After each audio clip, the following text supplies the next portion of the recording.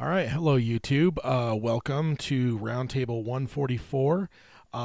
Sorry, I got the email blast out a little bit late. I was just getting here, sitting here waiting for the last few minutes to tick off, and realized I hadn't even done the social media blasts. So, yeah, let's dive right in. Let me go ahead and hit the intro, and then we'll get started. The Dark Tower by Stephen King. The man in black fled across the desert, and the gunslinger followed. Go then. There are other worlds than these. Death, but not for you, gunslinger. It's time we had our own Palaver, I think, and it's going to take a while. And yet, dauntless, the slug horn to my lips I set, and blew. Child Roland to the Dark Tower came. We are content, one from many. Let the Palaver begin.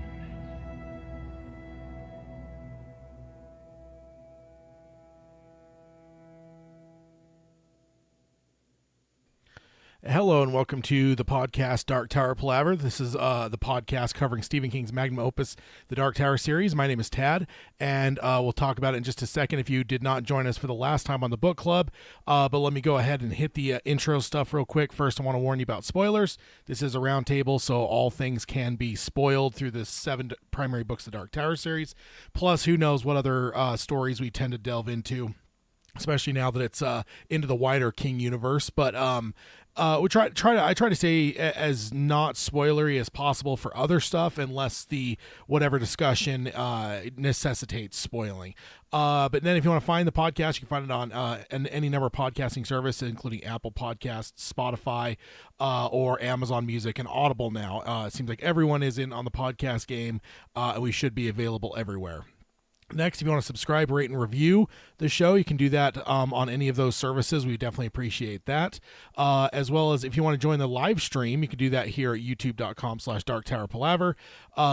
It's bi-weekly, every fortnight, coming live on YouTube. If you want to go back and watch all the previous live streams, I don't remember. I think we were in I don't know, the 60s roundtables somewhere. It was a ways back. I always think it was that not that long ago, but I think looked into it not too long ago. It was like either 60s or 80s. So it's been a long time doing the live stream stuff. So you can always watch those if you haven't, if you can't catch them live, but you can join us live. Also, if you want to like, subscribe, and ring the bell for notifications, that helps all things in terms of YouTube algorithms.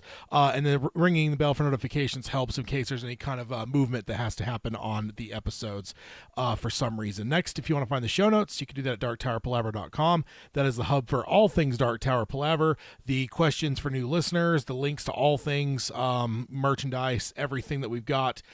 Pretty much that is the central spoke, the hub of the spokes of Dark Tower Palaver. Then if you want to contact us, you can either email us. That is the best way, especially if you want long-form discussion, of course. And the email bag is empty as of right now. You can send the emails one of two ways. I'm actually generally primarily going to say please send them to emails to show@darktowerpalaver.com. That is a new email address. If you do send stuff to the old one, it won't be lost. I do still have that. That's like where all of our social media and everything is all set up on that email address, so it's never going to go away. I get if someone's going through and listening to all the episodes from the beginning, they may send emails there. Don't worry, they won't get dropped, but I would prefer show@darktowerpalaver.com for newer emails. It is a lot easier because along with the darktowerpalaver@gmail.com, which is the old email address, along with being for all of the social media stuff, it's also attached to all of the base podcast stuff, and somehow that gets you on spam lists apparently, because I'm getting a ton of emails from all these things I doubt are even really people. They're probably AIs of some kind trying to sell me on services. So that email bag can get pretty cluttered with junk. So show@darktowerpalaver.com will be a lot cooler and better and easier for me to access long term. Next up, if you want to follow us on Facebook, you can find us at facebook.com/Dark Tower Palaver, and then on Twitter at Dark Tower Pod, and then on Instagram at Dark Tower Palaver, all one word, of course.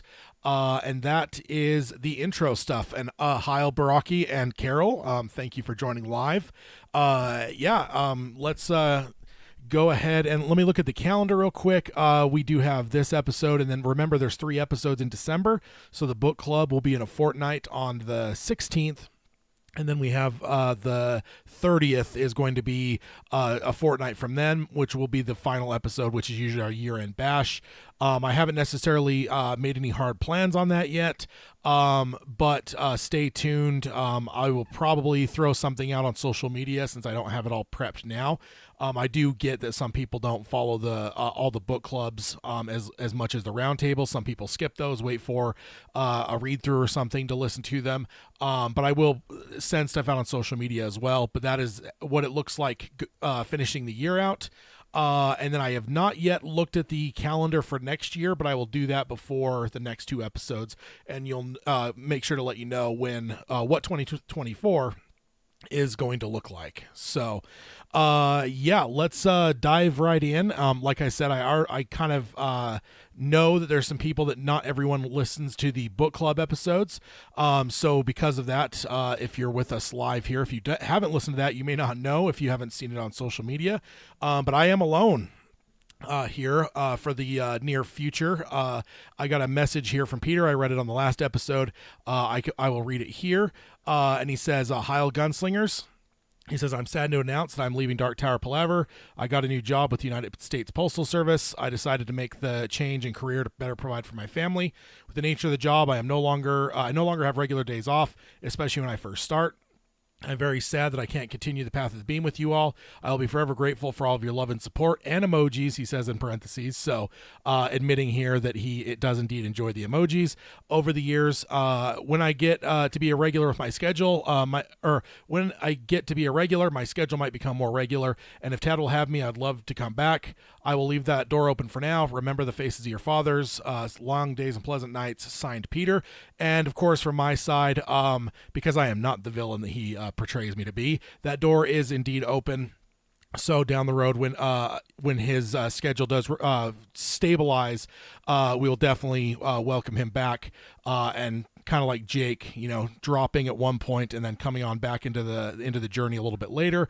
So that's how I view it. But that is indeed what is going on. If you've missed that from the last episode, and I know that there's been some discussion on social media as well. So if you've dodged all that, that is the happening. And then from my perspective, nothing really is changing necessarily outside of the fact that I'll be alone. I do intend to still move forward with both shows. I do know that'll be a little bit more of a challenge. But I I just feel like, especially, all things nerdy, there's all kinds of cool nerdy stuff going on for the other show, but for this show, I just feel like we're in a very interesting time for Stephen King stuff and Dark Tower stuff with the Flanagan series on the horizon. That is just something that's super exciting. I remember when Peter and I started this back in 2015, I think it was October 2015. I remember there was kind of an excitement as well, because it felt like after almost a decade of developmental hell, the movie was finally moving towards maybe getting made even, and it wasn't long after we started that we got like casting announcements and whatever. So it was a very exciting time, and not that it hasn't been exciting and wonderful in between, but there's a lot of, I just feel like it's a very exciting time coming up. Hopefully we're going to be getting some Flanagan announcements sometime soon. My original hope was that the damn strike would get resolved, which it did actually. So I don't think we've talked about that on this show, but the actor strike is now fully resolved. So all of Hollywood, generally speaking, is back to work. Although I will say, I know I've always heard these joke things that Hollywood pretty much only works, like, especially the executive side, seems to only work like 3 months of the year, because between that, like, you've got like Sundance coming up at the beginning of the year. End of this chunk of the year, a lot of people take time off for the holidays. It's a joke in the industry. I've seen on Twitter and stuff where they joke about how there's like a 3-month window to get everything done. So maybe we won't get any announcements until a little bit later, but I'm kind of hoping that maybe a late year, if not early January, announcement for Flanagan. I know that he teased us in saying that once the strikes were resolved, he felt like there was a lot of momentum with the project. So hoping to hear a lot from that. So from my perspective, I definitely want to continue on with both shows. I did mention last time as well, I may move some scheduling around because it is definitely a little bit tougher doing two shows back to back, basically 4 straight hours of recording with nobody else talking but me. So I may move some stuff around. I kind of feel that Dark Tower Palaver is probably going to stay where it's at, though. Geekery Bides might move.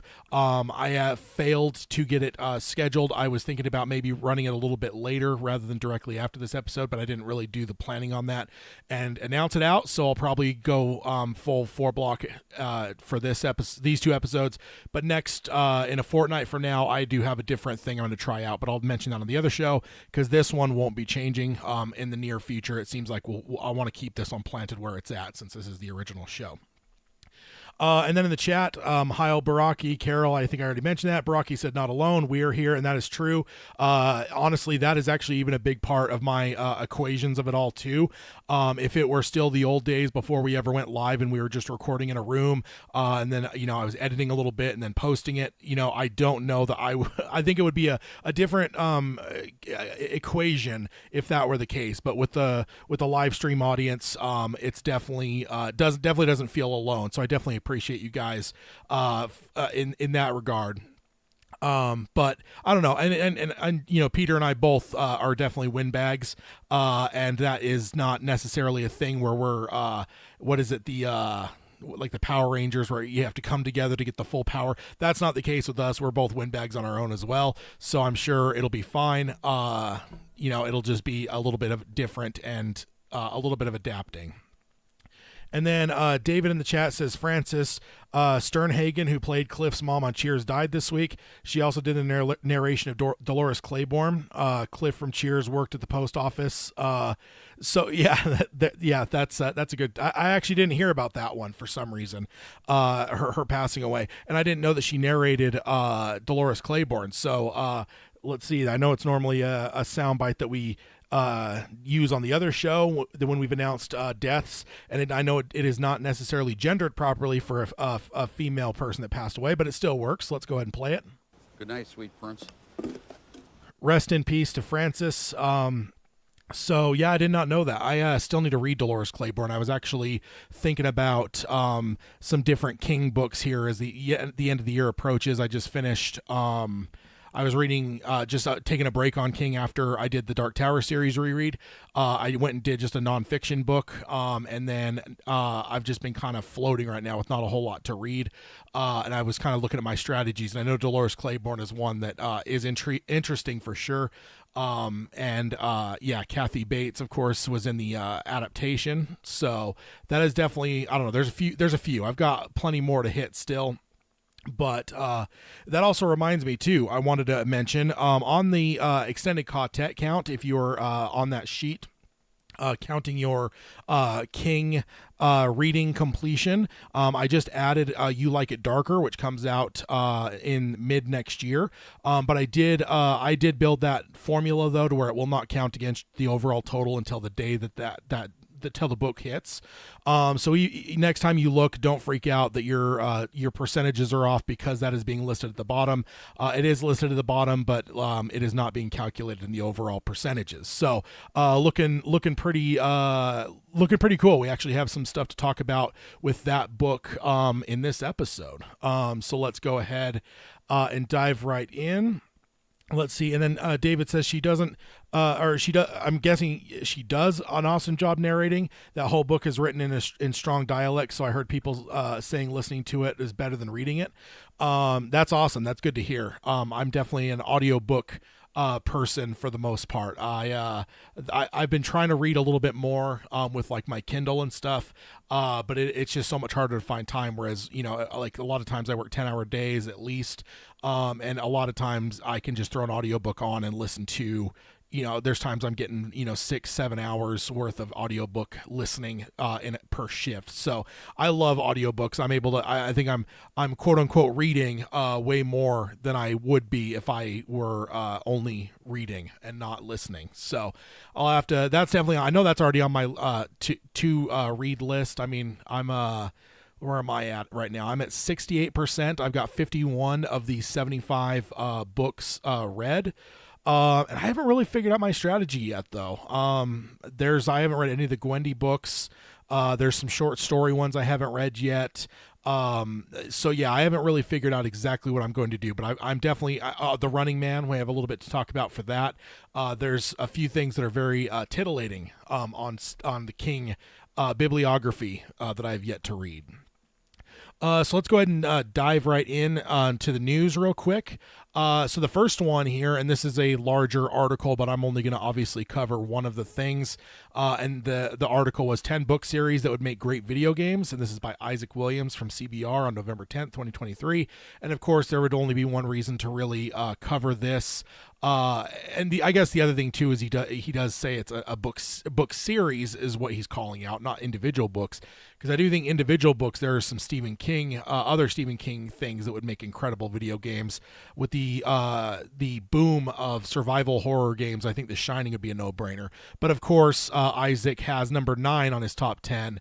Or I don't know if it's a top 10, but his list of 10, number 9 was The Dark Tower.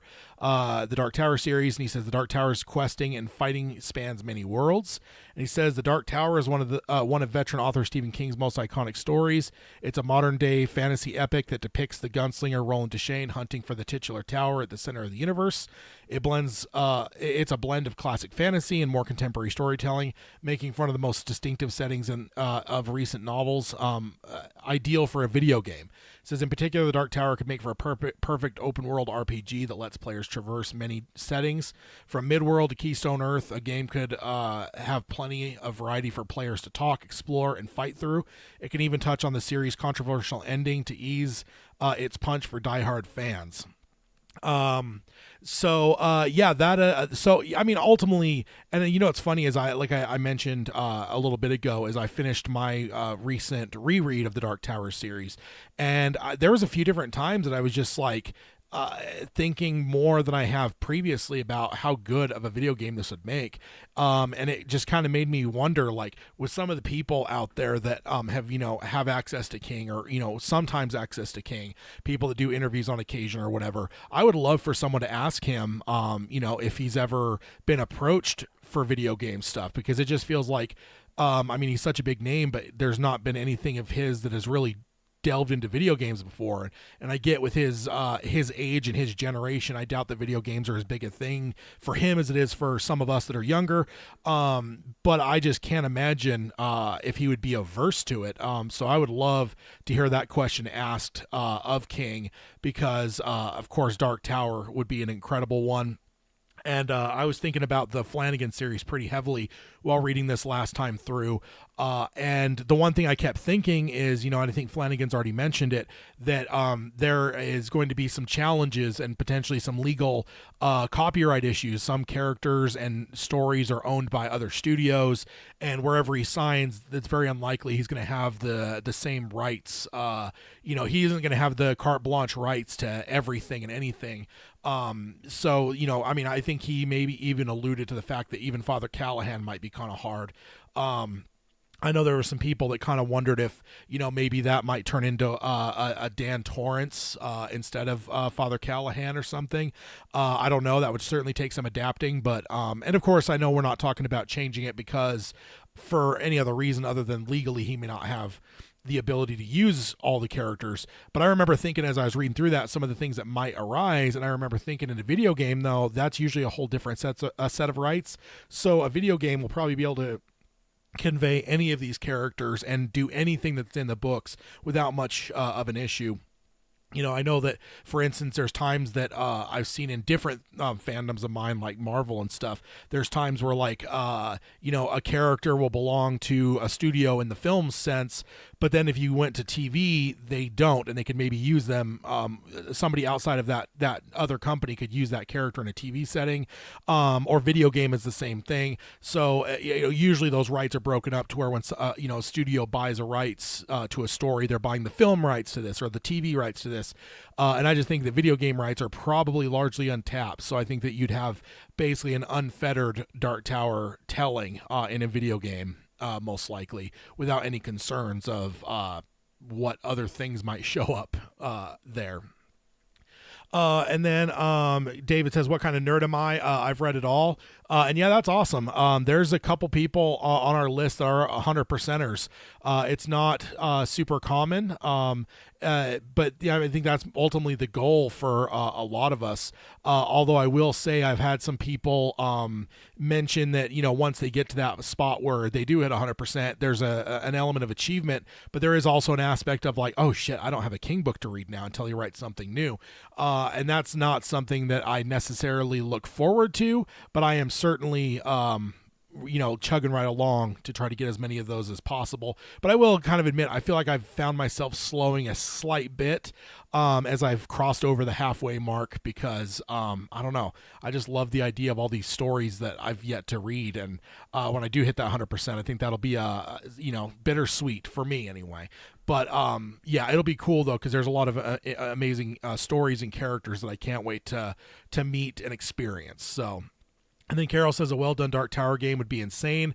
Would definitely watch someone play that. Yeah, I think that, and that's the other thing is, like, I mentioned that the really big boom of survival horror, but also I think there's been a boom of more story-based video games. Back in the day, video games had very little story, and it was all just about the actual interaction. And then over the years, you've seen a little bit of story crop up here and there, a tiny bit, cutscenes and stuff. But I feel like anymore in the modern day, there's video games that are so cinematic. I mean, I remember playing not the newest Mortal Kombat, but the one previously, and literally it's almost like a couple hour movie with like the cuts. It almost felt like the gameplay was like the minority and the cutscenes were the majority, and it almost felt like a 2-hour movie that every so often just let you fight a match that, the story eventually, oh, Johnny Cage ran into Scorpion, well now they're gonna fight and you get to play one of the characters. Like, it felt so cinematic. And I remember playing that, I think it was Mortal Kombat 11, and I remember just kind of marveling that, like, this has completely flipped the script to where this is like a story that happens to be a video game versus the old days where it was a video game that may have a tiny bit of story. And I think that was the moment, the eureka moment for me, where I'm like, people have embraced cinematic storytelling in video games. Not to say that you don't want to play plenty of it, sure, of course, but it makes me think that, like, something like the Dark Tower that is so story heavy can actually could probably make a really, really great video game. Knowing that you don't have to have like constant action and you're constantly playing, to know that you can maybe do a 5-minute cutscene and show some story stuff develop. That'd be really cool. And then David says, when you finish, you got to go back and read once for the second time. Sometimes you change your opinions for the better. I like Dreamcatcher a lot the second time. And yeah, that's definitely true. I am definitely a rereader quite a bit. In fact, that's why I instituted my rule as part of my goal of getting to the 100%, is I made a rule where I try to read at least 2 new unread books before I reread something. And I try to keep that cadence going to make sure that I am going with forward progress, because some of the greatest books in King's Pantheon I've already read, so rereads are it's really easy to just fall down the path of doing nothing but rereads and then never delving into those. For me, that 49% of the stories that I haven't played or listened to, I've played. See, video games are in my head now. Carol says, I think the Last of Us TV show has brought the idea of cinema to games to the masses, and God of War she says that for me. Yeah, and there's definitely a lot of games, and I will admit I haven't played like The Last of Us, because I've heard that one's a lot more cinematic as well. I started playing and I think I got through maybe like a quarter of the game, not even a quarter, I bet, probably a tenth of the game. Then they announced there was going to be a remastered version coming down the pike, and so I hung that game up because I'm like, cool, I'll just wait and I want to play it in the absolute amazing 4K type stuff. But that one I felt was the same way. I feel like any more story is as big of a part of video games as gameplay is, and I think that's a really cool thing. And I would just love to hear from King why we have never seen a Stephen King game yet, because as influential as he is, obviously, in movie and television, but also music. I mean, how many things have we covered over the 8 years we've been doing this show? Have we covered where there's like bands that have written whole albums or songs or, whatever? I mean, hell, not too long ago, we talked about Taylor Swift making fun of Stephen Colbert because he thought some song that she mentioned Stephen was about him, and she says it was about Stephen King, and she name dropped The Dark Tower as a story that changed her life. I mean, it's just King is so saturated in pop culture. It's just it's almost it's very I don't know, interesting as to why he's basically virtually non-existent in the video game realm. I mean, certainly there's some stuff that's influenced by him, but straight up Stephen King stuff not being there. And also even in the last couple of years, like he did the Stephen King podcast where he had the one Strawberry whatever story that was adapted into like a podcast, a narrative podcast. I just feel like King, it's not even like he's this old man that won't embrace newer technologies and newer things, because he certainly has in the last number of years. So yeah, it's just very interesting. I would love to see, and I'm hoping maybe that is something that he's already been approached about, and maybe there's some stuff in development that we don't know about. I know especially some things, they can be a little bit keep a lid on things until they're a lot closer to release. So I don't know. Here's the hoping though, but I think that a Dark Tower game, of course, would be my biggest. And also I think we've even talked about over the years is when especially before the movie was fully in swing, and then in the downtime after the movie, where we've talked about the popularity of the series and stuff. And like, for instance, now, like, of course with Flanagan, there's always going to be the nervousness of, it's got to get, if it gets greenlit and we start to see episodes, if it doesn't do well, there's a chance that it could be canceled and never finish its entire story. There's part of me that wonders if, a really killer video game could be a thing that would grow. I mean, is The Witcher is a video game that was a book originally, I think. I'm not at all knowledgeable about that, but I believe that was a book series that became a video game. It became a very popular video game, so much so that people like me only knew it as a video game. And then when they started making a TV show, I think is when I learned, like, oh shit, this isn't just a video game, it was based off of a book. So it's like that book did a video game that then turned into a movie or a TV series. And then I just feel like it kind of is this like cyclical thing where it creates popularity and creates more fans of the book, which then can help justify risks in like creating television shows. I mean, I know we're late for that now because hopefully Flanagan's stuff is so far advanced that we don't have to worry about, and there's probably no chance a video game will come out in time to actually help it. But it could be a really cool thing if they started developing it now. Maybe by the time Flanagan's into his first or second season, if a video game were to drop, that would be pretty cool, and it would be kind of a strike the iron while it's hot type thing. And then let's see, Carol says video games into is the Gen X thing, like me. He's a boomer, so maybe not in his mind. I think someone has to really present something really good to him to go for it. And she says video game intro was Gen X thing. Yeah, and that's what I think. I don't think that it's necessarily as much for him, and I don't blame him for that or anything. It's a generational thing. But I do wonder if I mean, again, I always kind of wondered if he was just kind of like an old man, like, stay off my lawn. But then a couple years ago when he did that, was it Strawberry Springs? I forget the name of it, but he did that narrative podcast, and then he started, out of nowhere, he started appearing on some podcasts. He did some guest appearances on a couple podcasts, and because it was funny, because in the early days of this show, people would joke about, oh, you should try to get King on, and it's like, of course, that's the ultimate dream. But I remember always my answer was to people was always, I have no clue that Stephen King even knows what a podcast is, because at the time he had never mentioned a podcast, he had never been on a podcast. Nowadays days he's tweeting about, the Losers Club. He's been on Losers Club. He's been on a couple different podcasts. He did the Strawberry Springs thing. So it just like that was kind of a whole Pandora's box for me a little bit, where it's like, okay, he's not just a boomer that doesn't understand stuff. He's a guy that is willing to, if sold properly, allow for things like that, or listen to podcasts and stuff. So that's kind of an encouraging thing to me. I just hope that maybe some Stephen King video games are on the way down the road. And then Baraki says The Stand would make a hell of a game. I agree. I think that at one point Peter and I discussed some potential video games. I think I came up with an idea for The Stand. I think The Stand, The Shining, it can be a really good, like, investigative, whatever, like survival horror. There's a lot of his iconic stuff. And I feel like with the popularity of some of these titles like It or The Shining or The Stand, I feel like you almost kind of then build in, like, you have a built-in audience for that video game, right? Like, you almost, like, I know video games are as much risk as movies sometimes, but I feel like if you've got the name Stephen King on it, especially in this age right now where there really is no Stephen King video games, the first one out of the gate I think would do buku bucks and do gangbusters, because holy shit, there's a Stephen King video game. I feel like people would flock to that. I think any constant reader that is inclined to video games would be all over it for sure. So that is that one. David says, I think Taylor Swift thing was just a joke. I don't know. I watched that, and I think it was part of a whole bit. But I don't know. I don't know if that part of it, especially because it was like called out like the Dark Tower, made me kind of wonder. Unless it was like one of his scriptwriters that wrote it all out for her.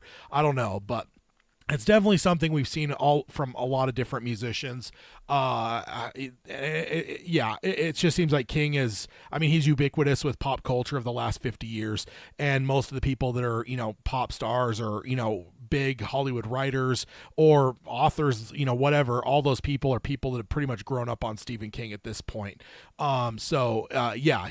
He's very influential. And I can't imagine there's not, 100 video game, dudes that are in charge of video game companies or developers or whoever that aren't just drooling at the idea of some Stephen King stuff, especially nowadays. If we would have had this conversation 20 years ago when video games had a small bit of story, but you may have had like 10 minutes of cutscenes for an entire game, I don't think it probably would have worked. And I don't think you had as many like survival horror stuff. It was more like zombie stuff, like Resident Evil. You had to just like shoot every scene and stuff and shoot at zombies and run from them and stuff. I don't think that would have worked as well back in those days, but I think nowadays we're in a time, the more I played video games, the more more modern video games, more I'm thinking like, yeah, there would be some there's some really cool ideas that could happen for sure. And Brocky says The Talisman, that's a great one too. Another cool adventure game. There's so many. I couldn't imagine just some of the cool stuff that you could really come out with. It'd be awesome. And then Carol says, we older folks need some hand-holding with new tech. Peter helped me a lot being able to join y'all live and get into Discord. Been there ever since.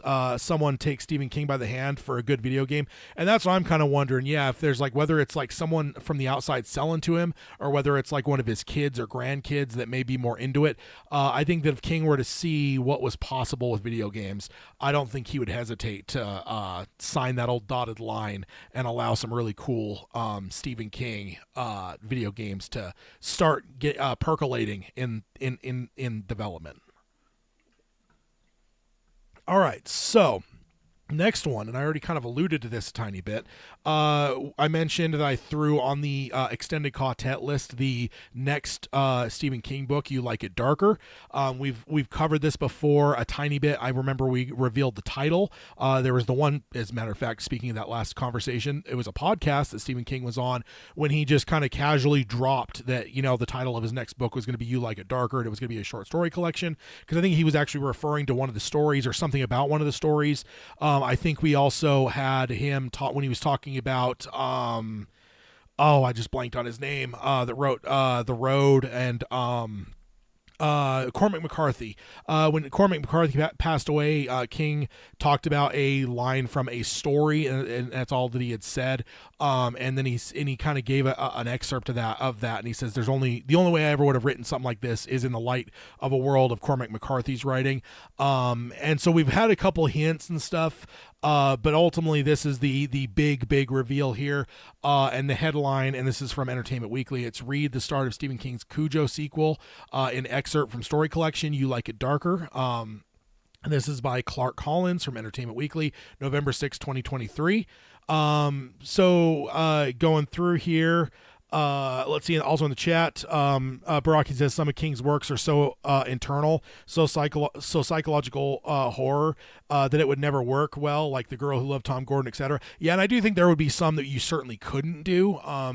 Although I would question if you could do some internal stuff with, like, for instance, I've been playing, or I haven't played in the last couple of weeks, but I'm in the middle of playing the Mortuary's Assistant, which is a really cool horror game where you work in a mortuary, and there's, like, you see things and there's visions and stuff, and so I do actually wonder if video games are a little bit more open to the idea of internal stuff versus, like, film. You almost can't do internal stuff very easily. You have to, like, try to convey it silently, or you have to use a narrator, which can be a good way to do things, but more often than not, narrators suck.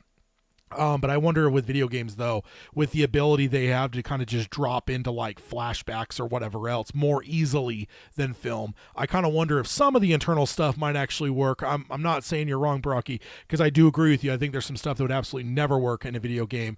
But I do wonder if there would be a little bit more leeway for some of the internal stuff. Because even with Dark Tower, you'd have to worry about that too. I mean, we've talked about it. I've talked about it multiple times. I don't know that, the Gunslinger can be a full movie. I know there's a bunch of people that always argued, oh, the movie should have just been The Gunslinger. It's like, I don't think The Gunslinger's got enough meat on the bone for what you could actually put on a screen for a movie to fill much of a movie. Now, even with Flanagan's thing, I highly suspect it'll only be a couple episodes, or maybe, a handful of episodes tops. I don't think it'll be I think it might be a third of the first season, and I think the rest of the 2/3 will be book 2.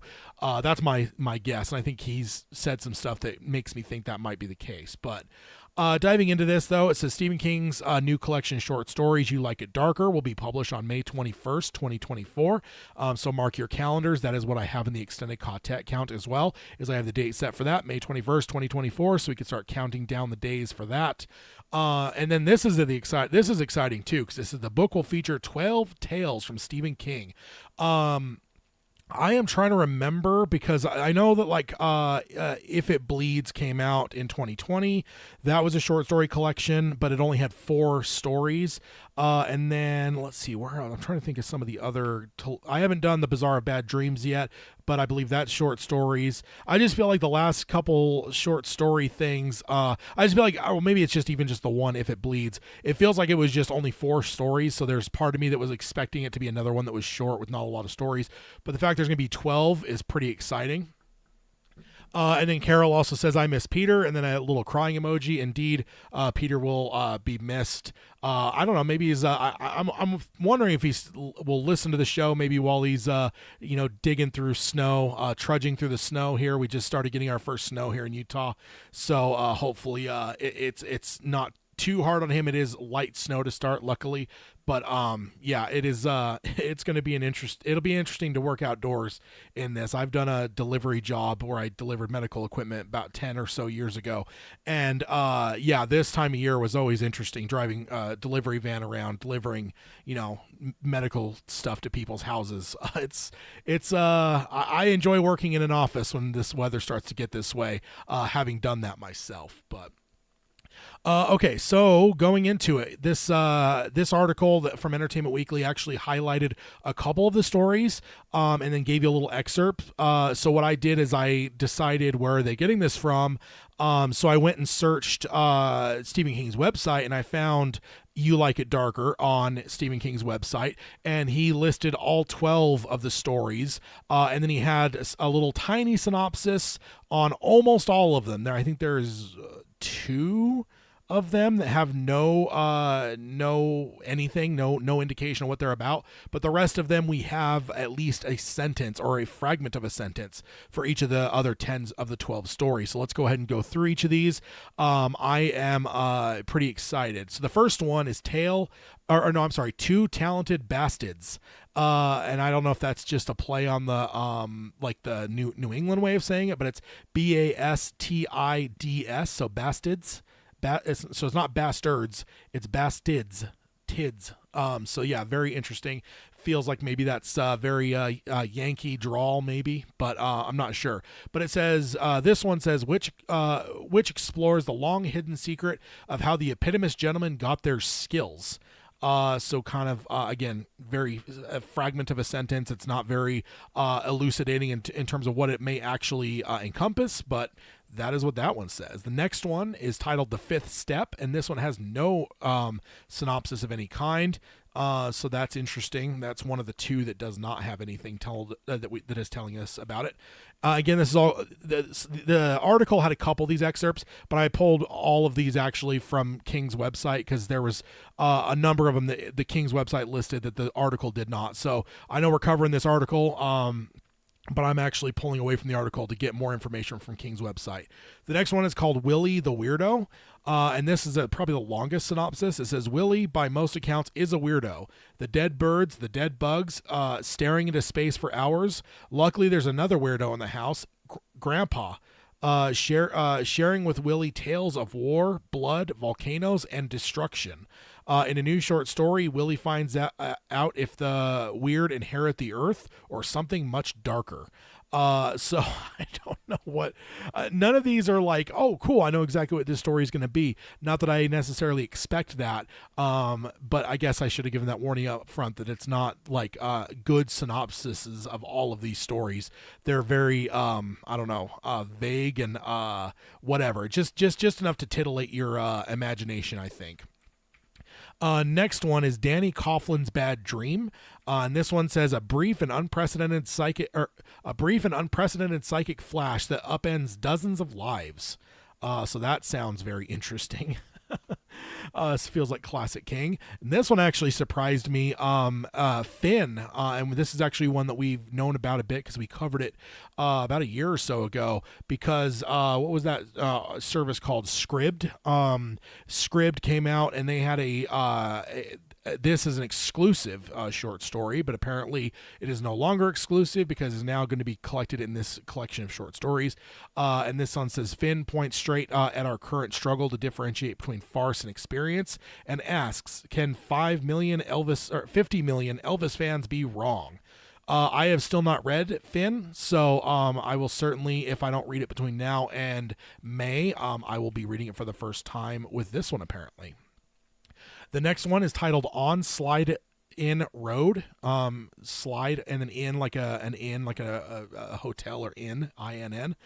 And it says, it was supposed to be a family road trip to visit an aging relative. Then the car got stuck in a muddy rut, and, well, these things never turn out well, do they? So that one's a bit, that sounds a little bit sinister. Although I can't help but think of National Lampoon's Vacation with that description there. Next one is called Red Screen. And it says, in this unsettling short story, a city detective interrogates a deranged plumber who just murdered his wife, only to discover something far more insidious. So that one sounds bleak, especially when the little synopsis from Stephen King's website says, in this unsettling short story. It's always interesting when Stephen King himself is saying something is unsettling. The next one is the second of the two that have no synopsis of any kind. It is called The Turbulent Expert, or The Turbulence Expert. The Turbulence Expert. No idea what that one will be about or will contain. The next one is titled Lori. And it says Lloyd Sunderland is a 65-year-old retiree living in Cayman Key, Florida, who has become depressed and lost weight after his wife Maureen died from glioblastoma 6 months prior. On 1 September, he is visited by his older sister Beth, who gives him a border collie / muddy puppy out of concern for his well-being. So I kind of assume maybe Lori might be the name of the dog there. I also did find it interesting about the time that I read that one when I was doing the prep on this. I noticed there was a couple of these that were dealing with age, so that's kind of interesting. As King is getting a little bit older, we're starting to see a little bit more age creeping up into his stories. Not that it's a new thing, even, because I remember, Bill Hodges was kind of past his prime. It's not necessarily a new thing, but it is definitely interesting to see maybe King's own age impacting his writing a bit. And then also Baraki says, I was a carrier for 9 months. It included winter. It was horrible. I lost 40 pounds, but that's the only good part. Yeah, it'll be interesting for Peter. Maybe I don't know if I've remembered to text him about it yet, but I've definitely been meaning to tell him he should send us some emails on occasion, and something we could read on the show or something. But I know he's definitely getting used to it now. What little I've texted him has just been more in like the larger group text that we have and stuff, and I haven't really got the lowdown from him yet on how it's going. I figured I'd let him get his feet under him before harassing him too much. Then the next one is probably the one that's going to get the most attention, and this is Rattlesnakes.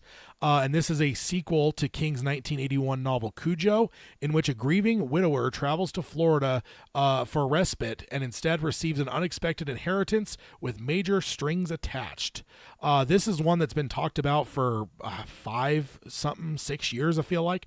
It wasn't all that long ago, like maybe within the last 6 months or so. There was actually someone even that brought up in an article that we were covering that brought up the idea that King had talked about a Cujo sequel that he either had written or was writing, but it was mentioned so long ago that someone was questioning whether it was even a real thing anymore, or if he didn't finish writing it and it got drawered or something. It just felt like it was something that was mentioned ages ago, and that was never really coming out, but it looks like we're finally getting it. It's called Rattlesnakes.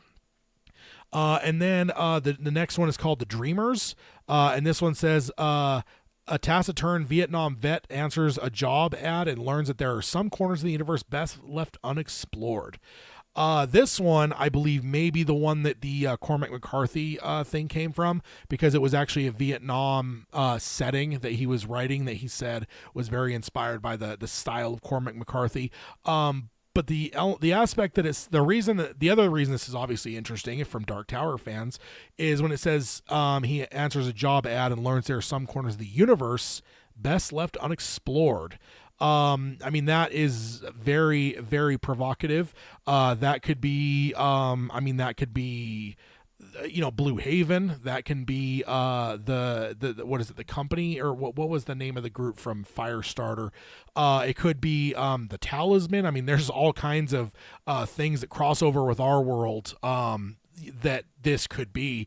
So I don't know, that the fact that it says some corners of the universe are best left unexplored, it kind of has me wondering if this might attach to one of the larger King things. It could be the Sombra, it could be any number of things. Of course, I never get my hopes up to the point where it'll disappoint me if it's not connected to some larger King continuation. But that is very interesting, and I'm certainly circling that one on the old list for when this comes out, the one I'm kind of excited for, just because of that little nugget of teasing from Cy King. And then Spencer popped in. Heil Tad, Heil Spencer, welcome. Going through the next Stephen King short story collection. We're just kind of going through Stephen King's website, lists all the 12 stories in it, and we are now on the 12th one, which is titled The Answer Man. It says the Answer Man asks if prescience is good luck or bad, and reminds us that life marked by unbearable tragedy can still be meaningful. So that is interesting. Definitely. Interested to see what that means. But those are the 12 stories. I'm excited. Got 12 stories coming. And I believe, if I remember right from one of the previous things we covered, King also says that it was going to be a big one or something. I feel like in one of the previous things we covered, he talked about it being a longer thing. So like a longer one. It's not going to be not that he necessarily would write a 200-page short story collection, but I think this is going to be a little bit weightier Because like If It Bleeds, wasn't necessarily super long, but it only had 4 stories, so I think each of the stories had plenty of had plenty in it. Let me see if I can go find that Stephen King. Stephen King. Where did I that website? Cemetery Dance. Simon and Schuster. Let's see if Simon and Schuster says anything about the page count. It does actually. Simon and Schuster's website says this is going to be 512 pages. So that is not a bad chunk of pages to be divided up amongst these 12 short stories slash novellas. Also, I know the headline teases us with a excerpt from Rattlesnakes, but as is tradition, I'm not going to read it here. I always feel kind of awkward in terms of I just feel like there's something sacred about reading the first words of a Stephen King thing, and I don't want to do it for you. I mean, maybe some people, and honestly, I've become this way. I don't even read these excerpts anymore while doing this this prep for this. I don't know when the last time I've read an excerpt is. I'd have to look at the old list here. Trying to think of, the Outsider, The Institute, If It Bleeds, Later. I don't remember. Maybe If It Bleeds I may have read. Maybe, but overall I tend not to read them because it just feels like it always reminds me of Oh Brother Where Art Thou, when he's offering, the one character's offering another one a gopher to eat, and he says that no, a gopher would only, basically, it would basically, like just titillate his hunger, but not enough to bed it down. So no, I don't want it. It's not enough food. It's just going to make, almost make my hunger worse, not necessarily put it away. And I feel like that's the way it always is with these excerpts for me. And they're always kind of out of context. You don't really know what it is. So I don't read them myself. But even when I used to read them back in the day, I've never really liked to read them on here. So choose if you'd like to read the excerpt or not. If you want to, go check the show notes at darktowerpalaver.com. I will have the link to the EW article, which does indeed have the excerpt for the Rattlesnakes, of course, because again, I believe that's going to be the big one that's probably going to get the most publicity because it is a follow-up to the 1981 Cujo. And then Carol says 500 plus. That's sweet. Yeah, I agree. And I remember one of the things we talked about, I don't remember if it was King on the podcast that mentioned that it's going to be a big one. Somewhere he basically said that, he conveyed that to us, it's going to be a big one. So it kind of had me hopeful that, like, yeah, cool, we're not just going to get some, like, and I don't remember what the page count of If It Bleeds was. I know I keep talking about and I'm not even talking about it in a negative way because I really enjoyed If It Bleeds, but I do know that I had taken a deep dive into Stephen King short stories in the year prior to that, and it felt like there was just, in so many of these other ones I read, there's 20 something short stories or whatever, and that one only having 4. It was just whatever. But I'm pulling it up on IMDb, on Wikipedia, and If It Bleeds was 448, so it's about at least 50 to 60 pages longer than If It Bleeds. So again, it's not to say If It Bleeds was short. I just, maybe to me it's the quantity of stories made it feel like If It Bleeds was shorter than it actually was, just because it was only 4 stories, 4 of them. Mr. Harrigan's Phone, Life of Chuck, Rat, and If It Bleeds. Yeah, there's only 4 short stories in that one. Or not even short, I guess. I guess they were not too short. But yeah, if you want to read the excerpt, go check out the show notes. I will have the link over there, and you can read it for yourself. This next one is very interesting and not one I expected. This headline, Lionsgate picks up Stephen King's The Long Walk with Francis Lawrence attached to direct. This is from Ryan Gajewski from The Hollywood Reporter on November 29th, 2023. And just to pause before I dive into this article too heavily, I believe it was only an episode or 2 back that we talked about Andre Overdahl mentioned in a interview for the movie he was doing. It was in a movie that came out this year, so it wasn't that long ago, a couple months ago. He mentioned in an interview that he was no longer a part of The Long Walk. He basically, I don't know if he lost the rights, gave up the rights. A lot of times the rights are only given for a certain period of time. I think outside of people like Steven Spielberg, obviously, that's had the rights to The Talisman for almost 40 years now. But then again, he is Steven Spielberg. Most of these people have an expiring timeline. We talked about, and I remember over the course of 2023 sometime, we even talked about Flanagan said that he had the rights to Gerald's Game, couldn't get it off the ground and actually lost the rights to it. And then the rights went to someone else and then cycled through some hands and then eventually ended up back in his hands and allowed him to make it. Rights, I do think they usually have an expiration date just so someone doesn't get them, camp on them, and never use them. So Andre said that he was no longer involved in The Long Walk with his latest movie. I can't remember if it was The Last Voyage of the Demeter. It was somewhere right in that range, though, like August, September time period.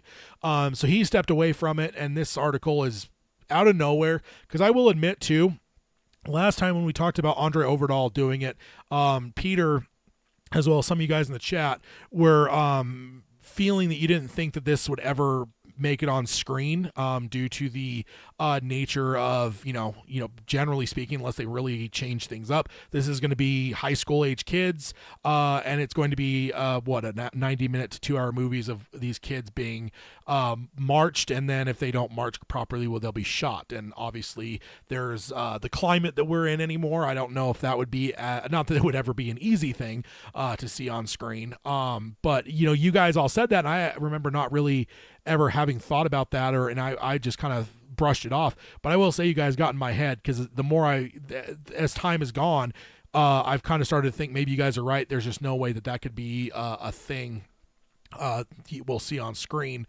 Even though things like the Hunger Games and stuff exist, there's been a few different dystopian things that I guess somewhat abuse children in some ways. So I started to kind of buy into the way you guys were thinking, and then this came out, and you could have floored me. I was like, wait, what? This is gonna happen now? So the first bit of this article here, it says Lionsgate has picked up the rights to Stephen King's 1979 dystopian novel, The Long Walk. Let's see, and then it goes on and says they're in final talks with Francis Lawrence to direct, with J.T. Malner penning the script, with Roy Lee producing it alongside Lawrence. They'll be co-producing.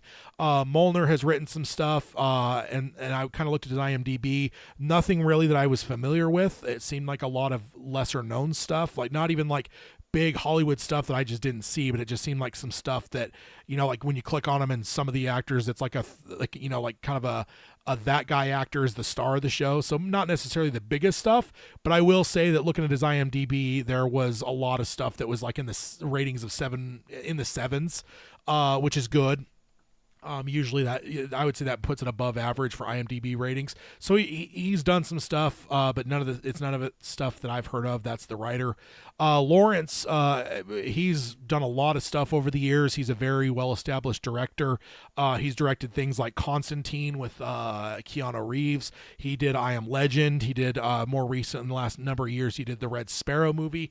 But the big one here is he has directed all but the original Hunger Games movie. He has directed every single one of them. So the original Hunger Games movie was one guy, and then this guy Francis Lawrence, has directed every other Hunger Games movie, which were actually, not only are they successful, but they were also for Lionsgate, who is now involved here.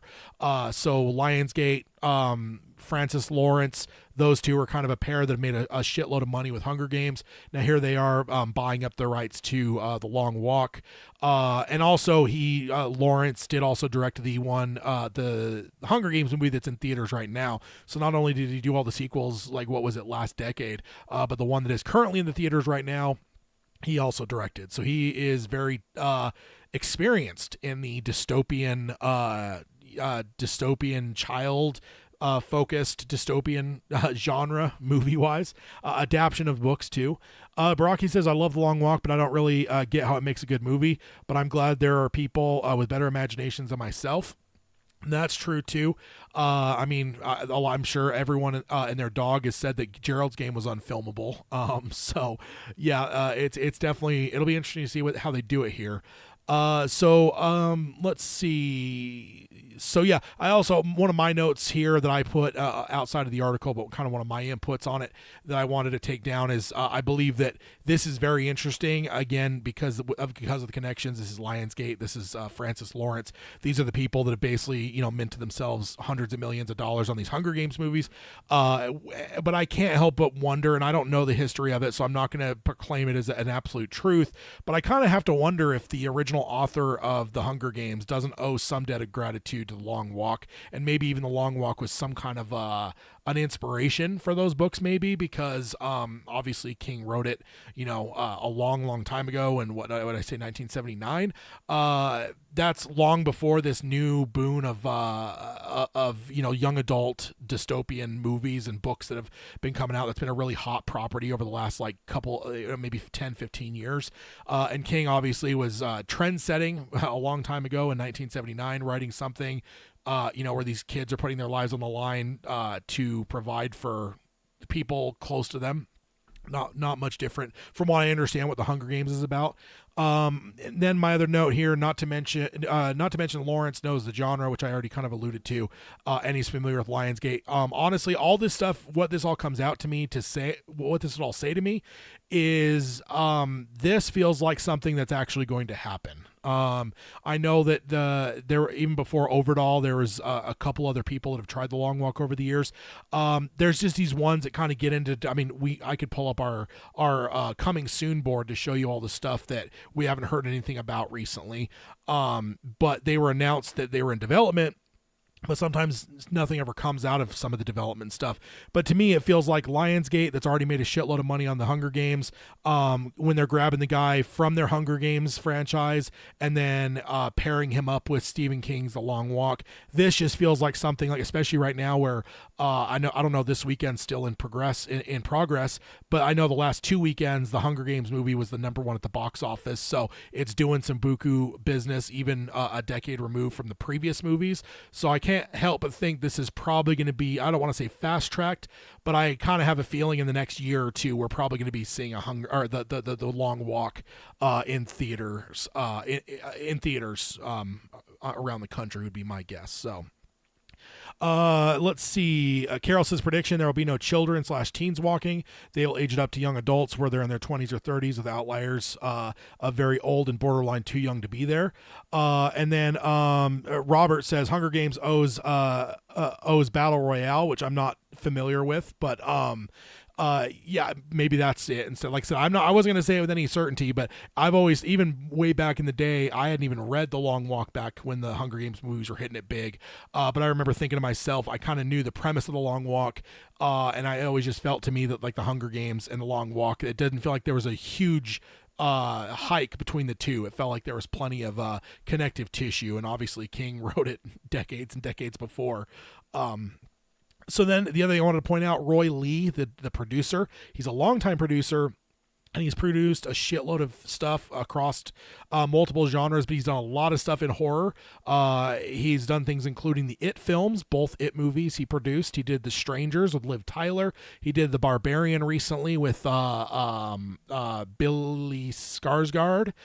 He did the Quarantine movie back a couple decades ago. I think that was a found footage one. He did the unfortunate Poltergeist remake. He produced that. He produced Blair Witch, not to be confused with The Blair Witch Project or the original one, but Blair Witch was the one they did in the last, I think, 2015-ish, somewhere in there.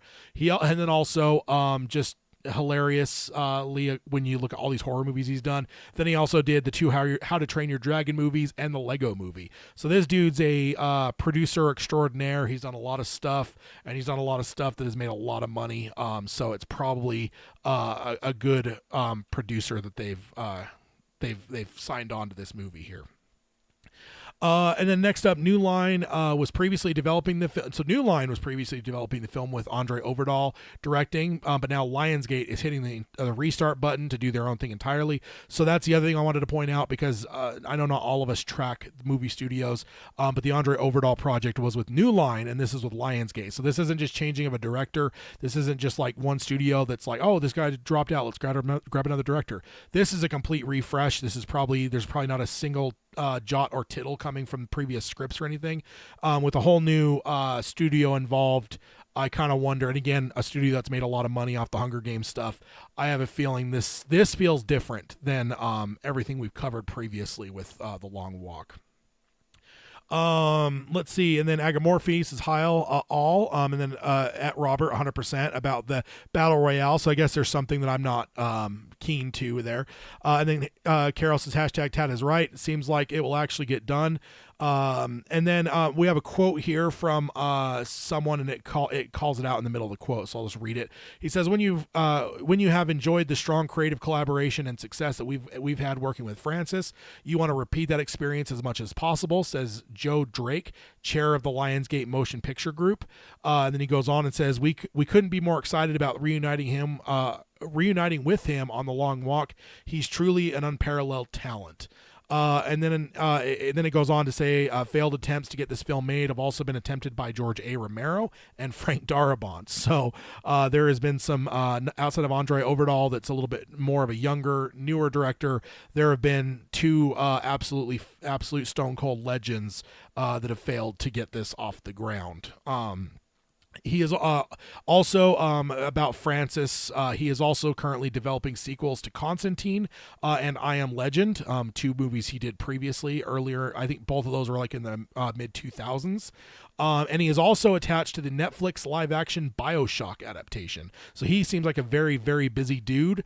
I don't know if that spells good or ill for The Long Walk, but if nothing else, the fact that he's involved with all this stuff makes me think that he may be a really good dude for this job.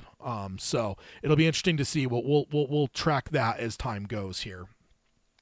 And Barack says he also directed I Am Legend. Don't know if you mentioned it. I did, actually.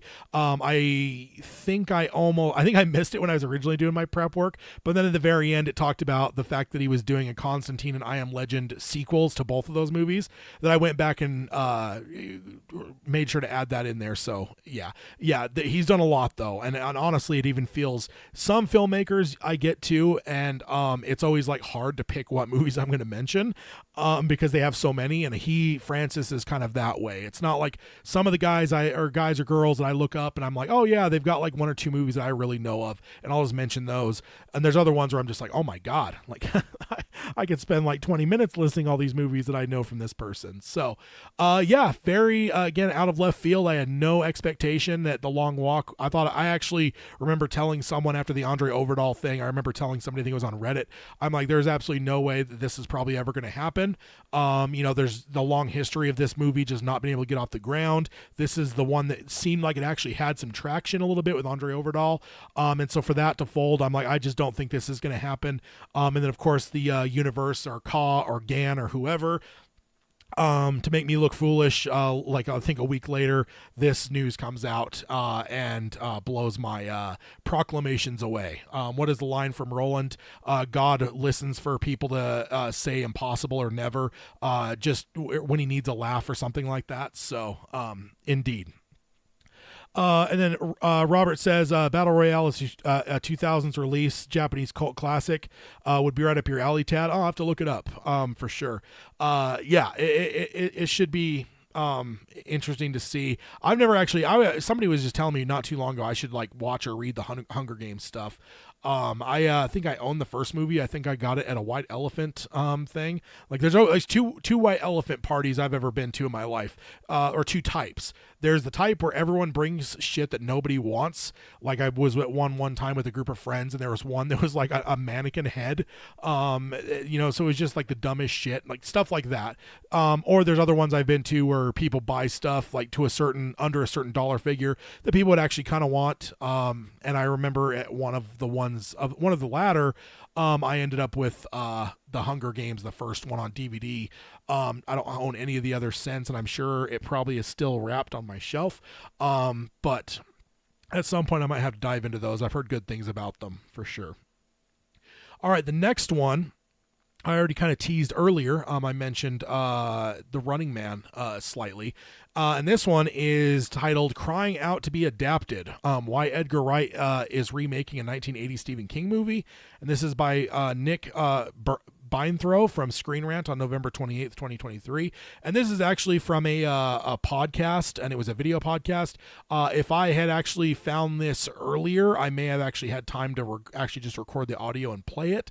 But I didn't, so I'm actually just going to credit Screen Rant because they have it synopsized and typed out. So I'm just going to use that. That's why I'm referencing Screen Rant. But it actually is Edgar Wright. He was doing an interview with the Happy, Sad, Confused podcast. They were doing it for the anniversary. I guess this year there's anniversaries for both Scott Pilgrim versus the World as well as The World's End, the third in the Cornetto trilogy. So he was on there talking about those things, but then he was asked about the Running Man movie that he is helping to develop. And you know what's funny is I didn't make any proclamations on this one, but I remember thinking not too long ago I was starting to get really scared because I was like, you know what, we have not heard anything about the Edgar Wright Running Man for so long that I really started to get nervous that it was just dissipating away, or that maybe it was even dead and we just hadn't heard yet. And I just felt like we heard the announcement and I just feel like it's been maybe a year. I don't know. I'm guessing. But it feels like it's been a long time. We haven't heard any updates. So I was starting to get really nervous. And this article came out. So, or this interview came out, and it excites me a little bit. So Wright, and this is just a direct quote from him, pretty easy peasy. He says, he was asked about the Running Man movie that he's adapting. He says, in terms of things that I've been like the Running Man, which is something, and I don't know what he's, again, this is just basically recapping exactly what he said. So maybe there's some vocal stuff there that is going on. But he says, which is something that is in active development. So that's the first thing I want to pause and say, thank God. This isn't just like a background, back-burnered development that they're kind of working on. But he says active development. That makes me happy. But then he goes on and says, why is that interesting to me? It's like I like the film, but I like the book more, and they didn't really adapt the book. Even as a teenager, when I saw the Schwarzenegger film, I was like, oh, this isn't the book at all.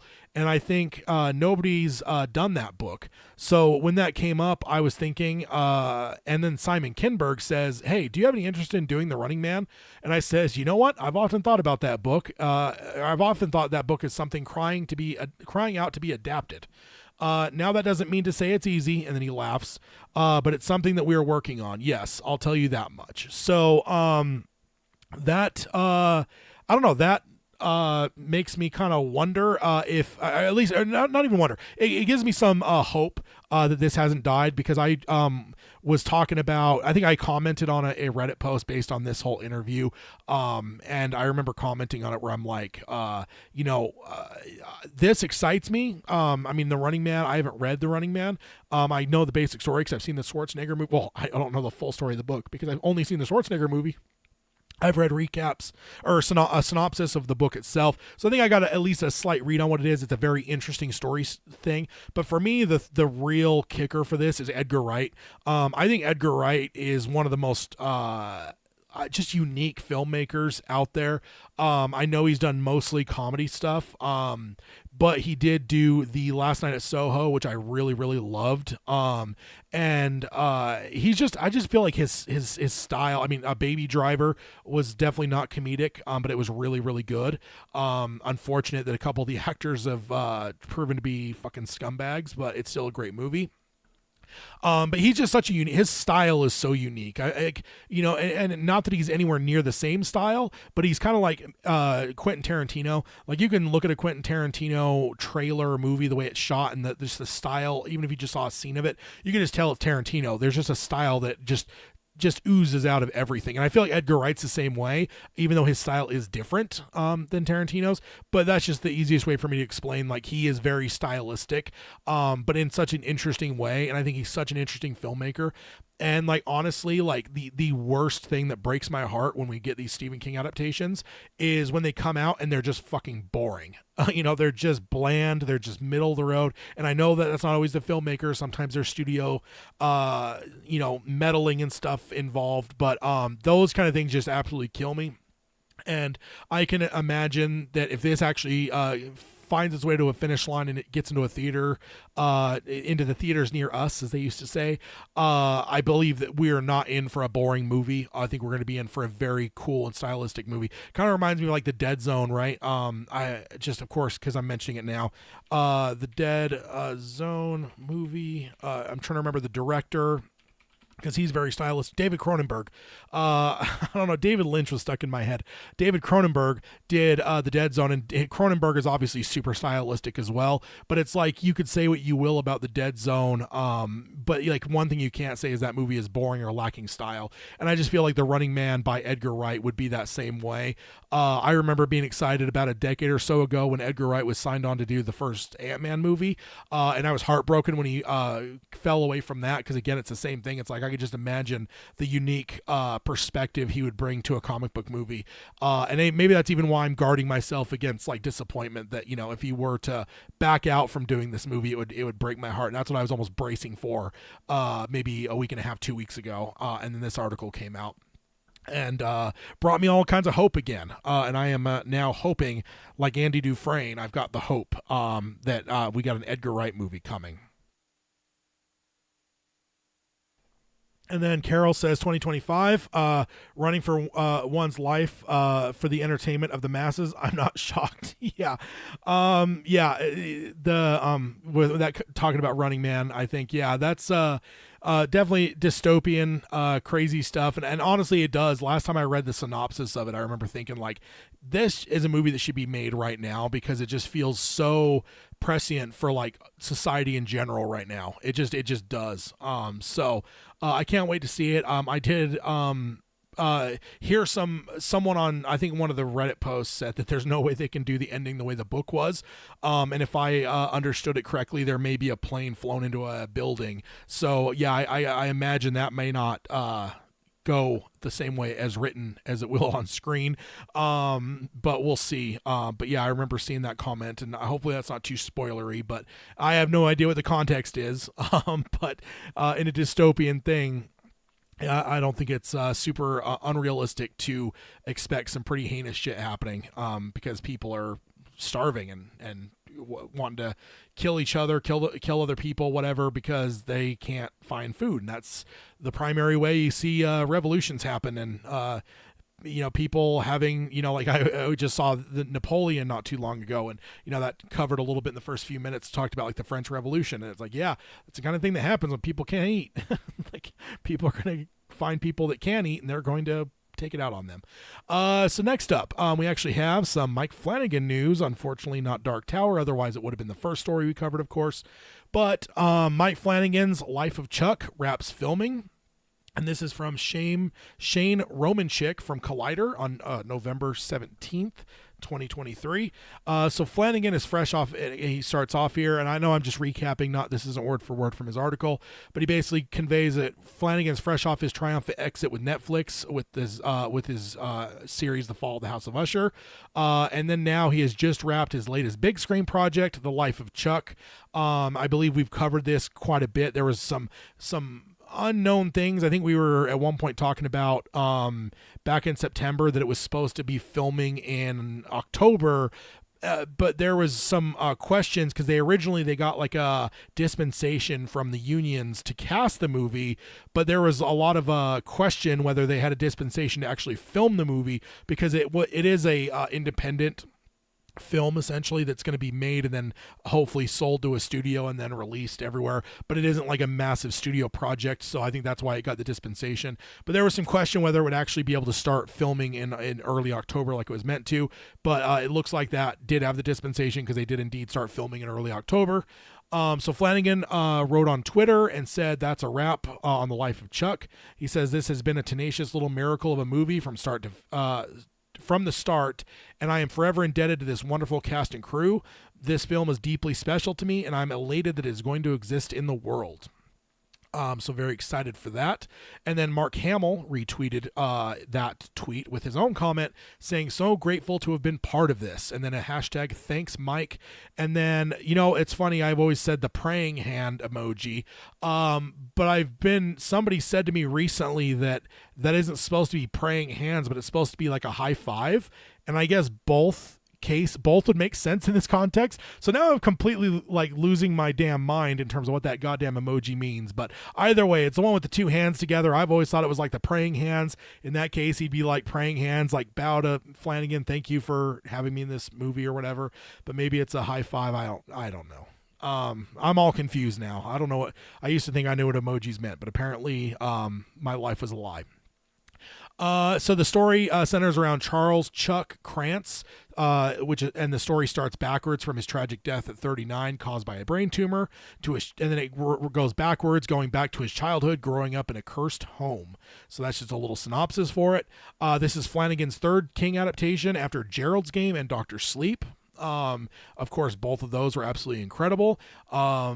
So can't wait to see what he has third for us here, third on the list for films.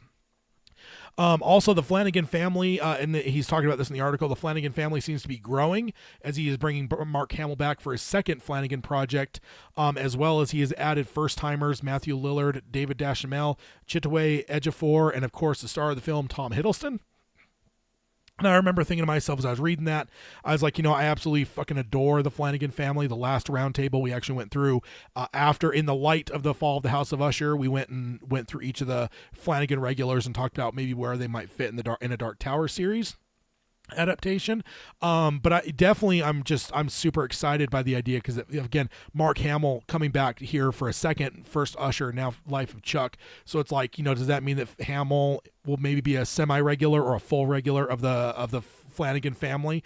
But also it made me kind of wonder, with people like Matthew Lillard, David Dashamel, Chiwetel Ejiofor, and Tom Hiddleston, like those are four really great actors, and I couldn't help but wonder, I wonder if any of those will become regulars. I imagine Tom Hiddleston might be a little bit hard.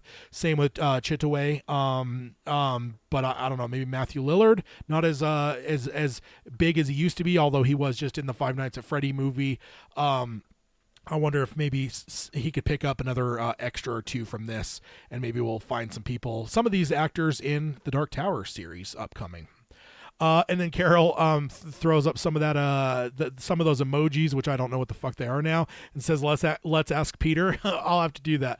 I'll throw it in the Discord when we're done recording here and ask Peter what he thinks. Yeah, I don't remember where I read that. I don't know if it was social media, Reddit, wherever it was, but it completely shook me because I was like, I've always just said, oh, praying hands, and I think part of me. Not that this is the emoji show, and I don't want to get in too much of a tangent, but I will say the reason I've always said praying hands is because I feel like if it was an actual high five, I feel like you do the star cartoony thing for clapping. I feel like there's something you could do to add to that, a little bit of animation to show that it's or little lines from either side of the hands to show that they're moving together. The fact that they're just there together, I still think praying hands, but I don't know, maybe that's the new is the hot dog a sandwich type thing. It's the emoji question that'll divide everyone. So that is that. And then Agamorphy says Chuck is going to be a test run for Dark Tower, a proof to the bigwigs of the type of work he can do. That he can do things quick and not too costly. And yeah, I think that, certainly I think that it definitely could be, especially something like that. It would be very limited with its budget since it didn't have a studio behind it.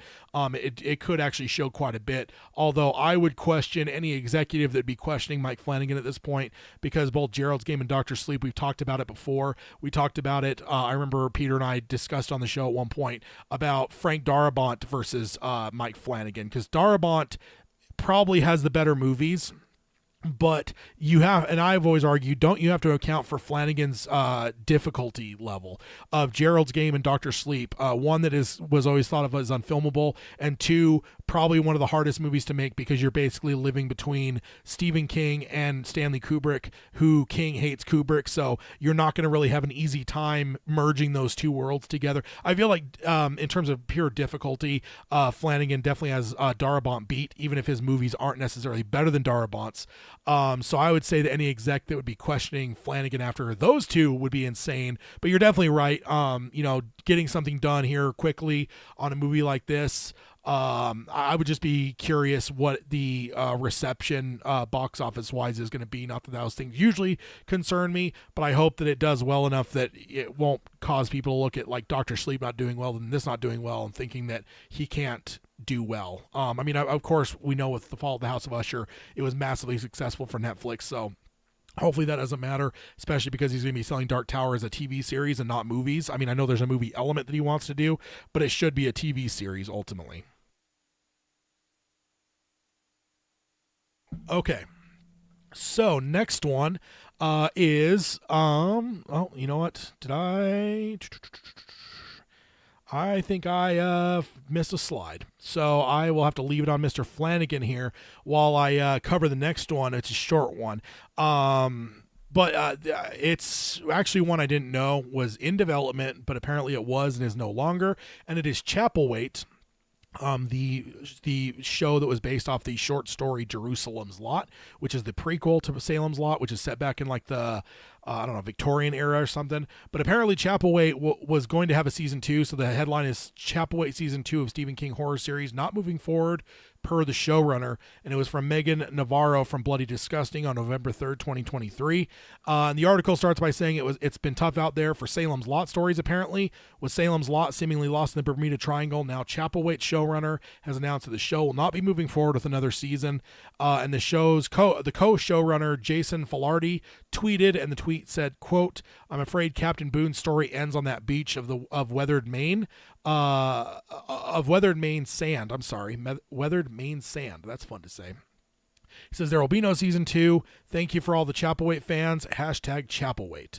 And then the article goes on to say Chapelwaite was based on the 1978 story of Jerusalem's Lot and premiered its first season in August of 2021 on Epix. And it was previously announced in February of 2022 that the second season was in development. No word on if Epix rebranding itself to being MGM Plus had anything to do with the change of plans. But it is definitely an interesting thing because sometimes when they rebrand a streaming service, it completely changes like kind of their identity as well. It isn't just like, oh, we're changing our name. Sometimes it's just a change of the name, like HBO Max or whatever the fuck they want to call it. That one was just a change of the name, but every once in a while it's a full-on marketing shift. And it goes from, hey, we want to do X, Y, and Z to, never mind, we now want to do A, B, and C under this new name. So no idea if that has anything to do with it, but that is something to be concerned or to know, to have in your mind. But ultimately, I started Chapelwaite and was really enjoying it, but I think just other things happened and I got pulled away from it. I never finished it. So I actually think I missed the idea that there was even going to be a second season. I guess I assumed it was like Lizzy's story and it was just going to be a one and done thing. So I learned through this article that there was apparently they wanted to do another season, and it turns out they are not going to do another season. So I don't know how that's going to affect my my wanting to go and to finish watching the series. But I do know I was kind of enjoying it. It felt like for Epix, this seemingly smaller dog in the streaming pond, or smaller fish in the streaming pond would be the right way to say it. I don't know. I expected it to not be great, but in the first episode or two that I watched, it actually was showing pretty promising to me. So maybe I'll have to go check it out again. Adrian Brody is in it. But then again, the more I think about it, the more I think I don't think I finished Lizzy's story. I know I finished reading it, but I don't think I ever finished the Julianne Moore series, which is crazy because Julianne Moore is a national treasure. And then Carol says, I love that show. I found out from a relative last month they were not renewing it. We were both disappointed. And then she says, finish it, Tad. It's good. And I think I probably will. I think I just really need to figure out if I still have MGM Plus or not. I'm really good at signing up for streaming services and then forgetting that I have them. And I don't remember if I still have that one or not. If I do, I will certainly have it on my list of things to watch. Because like I said, I was really enjoying it. I think the only thing now that makes it is like, I guess you could answer it for me, Carol. Did it end on any kind of a cliffhanger then? With his tweet there, it made me kind of wonder if it was kind of like open-ended, or did it feel like it had some kind of ending that felt a little bit like it could be an ending? I guess that's the question, because that always bothers me when something kind of dies on the vine and like gets canceled. Is it always can kind of, I don't know, throw a shadow over it a little bit, because I'm just like, well, I know that it never really gets finished, so I don't know if I want to jump in or whatever. But I do know that, like I said, I was really enjoying it quite a bit. So Robert also says Chapelwaite was really good. Don't think it needed a sequel. So yeah, maybe that even answers my question. Maybe it wasn't super open-ended at the end.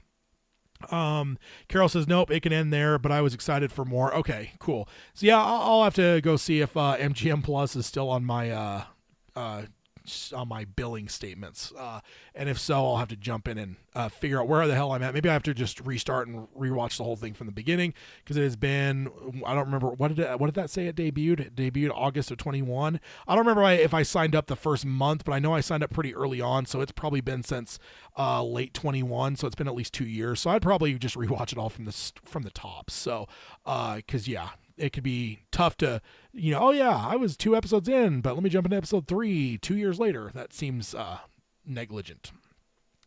All right, so next up, we've got one that I do have a slide for. Again, sorry about missing the slide on that. And it's funny, as I was going through that that whole article there, I do kind of remember, as weird as this is to say, I remember not making the slide for that one. Most of these I kind of remember, like I remember typing out the title for the slide and stuff, but that one, no, I have no memory of doing it, so I definitely forgot to do the slide for that one. Oh, okay. So this one is 5 criminally underrated Stephen King movies you probably didn't watch. And this is from Zoe Wallace from Start Facts. I've never heard of that before, and I normally wouldn't have even covered this, but I thought, you know what? Kind of calling movies underrated, I would say that means that they're worth a watch. And this is from November 18th, 2023. So I was like, let's go ahead and see what this is.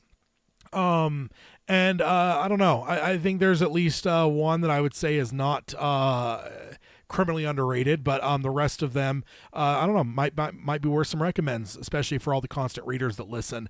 Might be some stuff that slipped by. So Zoe is writing this, starts by pointing out the obvious, that there has been a deluge of King adaptations in the 50 years he's been working, or that his work has been popular, as of course he was writing way before he published Carrie. She says that that while there has been quantity, there has not always been quality. She points out that she feels that these 5 are not bad adaptations, but there are ones that seem to have been missed in the avalanche of adaptations that have come out over the years. So, very interesting. So the first one she mentions is No Smoking, and she recaps and says in 2007, the story of Quitters Inc. was made into a movie, and not just by anyone, but by the creators of the most prolific film industry in the world, Bollywood. No Smoking was the first King adaptation to be produced in India, and I had no idea this even existed. The movie tells the story of a man with a passion for smoking. To get rid of this addiction, he turns to the Stop Smoking Center, which, of course, turns out to be full of dark secrets. In the year of its release, the movie did not receive the most flattering reviews. In India, the movie was completely destroyed. Later on, however, it received recognition from some critics, even comparing it to the works of David Lynch. So, mentioned him earlier when I was confusing him with David Cronenberg. Another guy, his movies are very, very stylistic. So, if you're a David Lynch fan especially, might be one worth checking out. Next one is one I've actually seen, is Apt Pupil. So she says, after the success of The Usual Suspects, Bryan Singer decided to pursue the longtime dream project.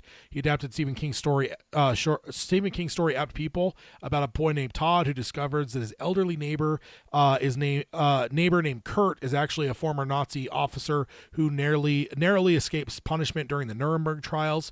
Apt People is far from a perfect movie. Its pacing leaves a lot to be desired, and Singer's ability to maintain suspense here is not as good as in The Usual Suspects, but despite all of its flaws, it is a worthy film with an amazing acting performance by Ian McKellen, which, yes, that is Gandalf or Magneto if you're a nerd like me. And I have actually seen this, and I know that Ian McKellen indeed plays the Nazi, so that is a very interesting turn from a guy that and Magneto is literally the opposite of a Nazi, and Gandalf, which is also the opposite of a Nazi because he is like the ultimate good character. And then she goes on and says, and it clearly did not deserve its fate. The movie did not even make half of its budget, forcing Singer to give up making serious cinema for a long time. And yeah, I haven't watched Apt People again. I don't think I've rewatched it in ages, but I remember enjoying it back in the day. And I just read the short story probably in the last year or so, and I remember kind of thinking like, oh, this is a great story, and I'm feeling a little bit more prescient, unfortunately, today than it would have been in years past. Next up, The Mangler. This is a fun one. She says, a movie by the great Tobe Hooper, with the equally great Robert Englund, and then she puts in parentheses who played Freddy Krueger, but I would hope that we don't need to point that out. I would hope that Robert Englund is well known enough as Freddy Krueger that you don't have to state that, but she does anyway. And he plays the villain. The main villain, however, let's see. With equally great Robert Englund as the villain. The main villain, however, is the possessed ironing board that grinds and devours laundry workers. Yes, this movie is wild as it sounds, but that is why we love King. The Mangler is a straight-up trash movie in the best sense of the word, and it retains an important feature of good trash movies. Hooper shows even the craziest things with an extremely serious expression on the characters' faces. And honestly, that might have me sold. I might have to watch this. This sounds really funny. Man, let's see. Let's see. Am I missing something in the chat? Carol says Robert who? Yeah, I see. Now I connected. We have Robert in the chat too. That confused me for a split second. But Robert Englund, the iconic guy that played Freddy Krueger. One of my all-time favorite bits of trivia about him too is he was roommates with a young Mark Hamill back in the day, and they were both struggling actors trying to find their way. And Robert Englund came home one day and said, "Hey, I was at this place where they were doing some auditions in a room down the hall for some sci-fi movie. You should go do it." And that turned out to be Star Wars. So he is indeed the man responsible for Mark Hamill going to audition for the role of Luke Skywalker. So yeah, I would say outside of playing one of the biggest horror icons and one of the most recognizable, because like Jason, Freddy, all these others, they wear masks. Freddy, like, yeah, he has makeup on because he's burned, but you could still kind of see Robert Englund in there. But outside of playing such an iconic character, he's also a man somewhat responsible for Mark Hamill, because Mark Hamill would not have known about said audition for this low-budget sci-fi movie or whatever he thought it was. So that's one of my favorite Robert Englund stories. So yeah, The Mangler sounds really fun. I might have to look that up. That sounds incredible. Tobe Hooper directing is probably the thing that sells me the most, because when you say it's a possessed ironing board that grinds and devours laundry workers, that has me kind of like on guard about, no, do I really want to watch that? But once then Tobe Hooper, Robert Englund, and then it kind of knows what it is, makes me very intrigued by it. Next up, Dolores Claiborne. It says in 1990, Kathy Bates played the main role in Misery and suddenly became a star. The brilliant role of an obsessed psychopath even earned her an Oscar. But it was her role in Dolores Claiborne, also based on a Stephen King novel, that Bates considers her greatest achievement, which I've actually never heard that before. That's interesting. Kathy plays a quiet housekeeper suspected of murdering a wealthy widow. Dolores' daughter, Selena, comes home to investigate. And I will say right away, there's no way I'm going to trust said Dolores Claiborne if she is played by Kathy Bates, because she is a great actor and she can do a lot of good things. But I will never not see her. I will never not see Annie Wilkes with her. So I usually suspect her of being some sort of killer in anything I see her in, whether it's The Office or Titanic or whatever else. So if she is a suspected murder of this wealthy widow, and she's the housekeeper, I am going to suspect her the entire time, even if they gave no indication that she was the suspect in the story, which it sounds like she is. So yes. And then the last one, which I'm going to say is a cheat a little bit, because there's no way this is underrated, and it is Creepshow. She says Creepshow was created by horror masters George A. Romero, with clear influence from The Twilight Zone and even more from Tales from the Crypt. All the stories here straddle the lines between horror and comedy and utter absurdity. There are zombies hungry for cake and monsters jumping out of a chest. But perhaps the most striking episode is the lonesome death of Jordy Verrill, in which Stephen King himself plays a gas station owner whose body suddenly begins to grow moss. What a wonderful thing, and no mention of the monkey from Creepshow, which is unfortunate. Of course, that'll always make us all think of Peter, I'm sure, with his aversion to beasts and monkeys. Let's see. Baraki say the star of some old horror series, Nightmare something. Breaking my heart. I'm not even the biggest Freddy fan either, but yeah. And then to Carol, Baraki, you might be onto something there. And Carol, some sort of killer. You don't say. You guys are teasing me here. And then, but a really good movie and worth the watch. Oh, man. All right, so that was that one. Let's go ahead on to the next one. And this was an interesting one. Forgotten Stephen King Gem finds a new audience on Hulu. And this is by Shirari Bonanen from Dread Central on November 3rd, 2023. Shariah points out that it's pretty common in the last 3 months of any given year to see new King adaptations finding their way onto streamers, and it just feels right to just cozy up at home as the weather turns and revisit, rediscover, or discover freshly new older King adaptations. And I can't say I've ever really pieced that together, but it's true, actually. I've never really thought about that. But October, November, December, that's usually when like new streamers start pulling down new content, and a lot of times new King stuff pops up. So good call there.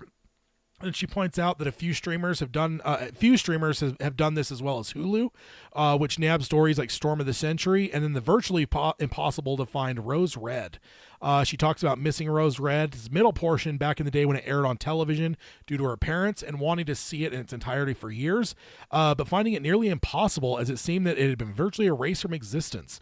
And this is actually an interesting one because Rose Red may be the first King project, and I know it was a mini series that had no basis on King's novels. He wrote the scripts, but it wasn't like there wasn't a Stephen King novel titled Rose Red. And I know there was a tie-in novel that was written, and I remember in the early 2000s, about the time that it was coming out in the early 2000s, like 2099, 2000, 2001, somewhere in there. I don't remember the year exactly, but I remember there was the tie-in novel to the series, and I remember the urban legend that grew almost immediately was that was actually written by Stephen King, and it was right about the time that we started this show that I finally Rose Red entered my memory again, and I looked it up to see, and no, it was not indeed Stephen King that like ghost wrote it or anything.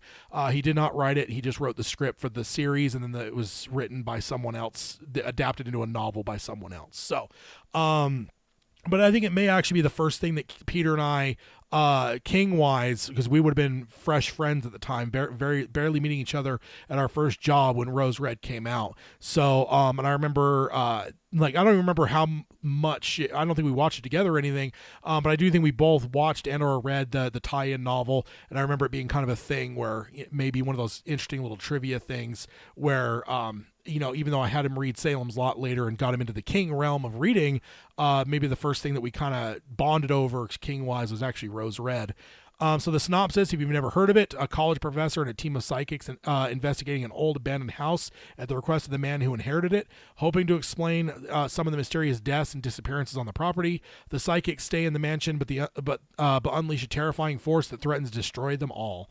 If I remember right, King plays a pizza delivery guy in the whole thing. So if you've missed it, or if you missed it back in the day, or if you long to see it again, it is now on Hulu. So kind of a big deal because she is right. That is one that has not been easily found. It's not one that popped up in all those old box sets, like where you'd go like Walmart's $5 bin, they'd have like, 6 Stephen King movies in one disc or whatever. It was never in those. I think it may have gotten one release because I remember owning it, I swear, but I can't remember if it was a DVD or a VHS because it was that era before there was a full transfer. So it very well may have even been a VHS that I owned. I don't remember, but I feel like I owned it at some point. I don't anymore for sure. So next up, and this actually kind of ties into what we just covered a little bit ago.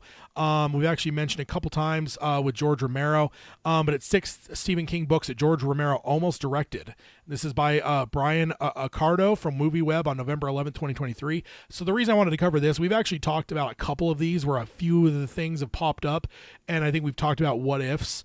And this is just kind of an interesting way to finally put a bow on all that and see all of the things that George Romero has tried to do under the Stephen King realm, which is really cool. Because, of course, George Romero, not too long ago, we did the Zombies episode on Geekery Abides. I'm a huge zombie fan. George Romero is the father of zombies, one of the greatest, filmmakers that, for me, for horror-wise, of the 60s, 70s, and 80s.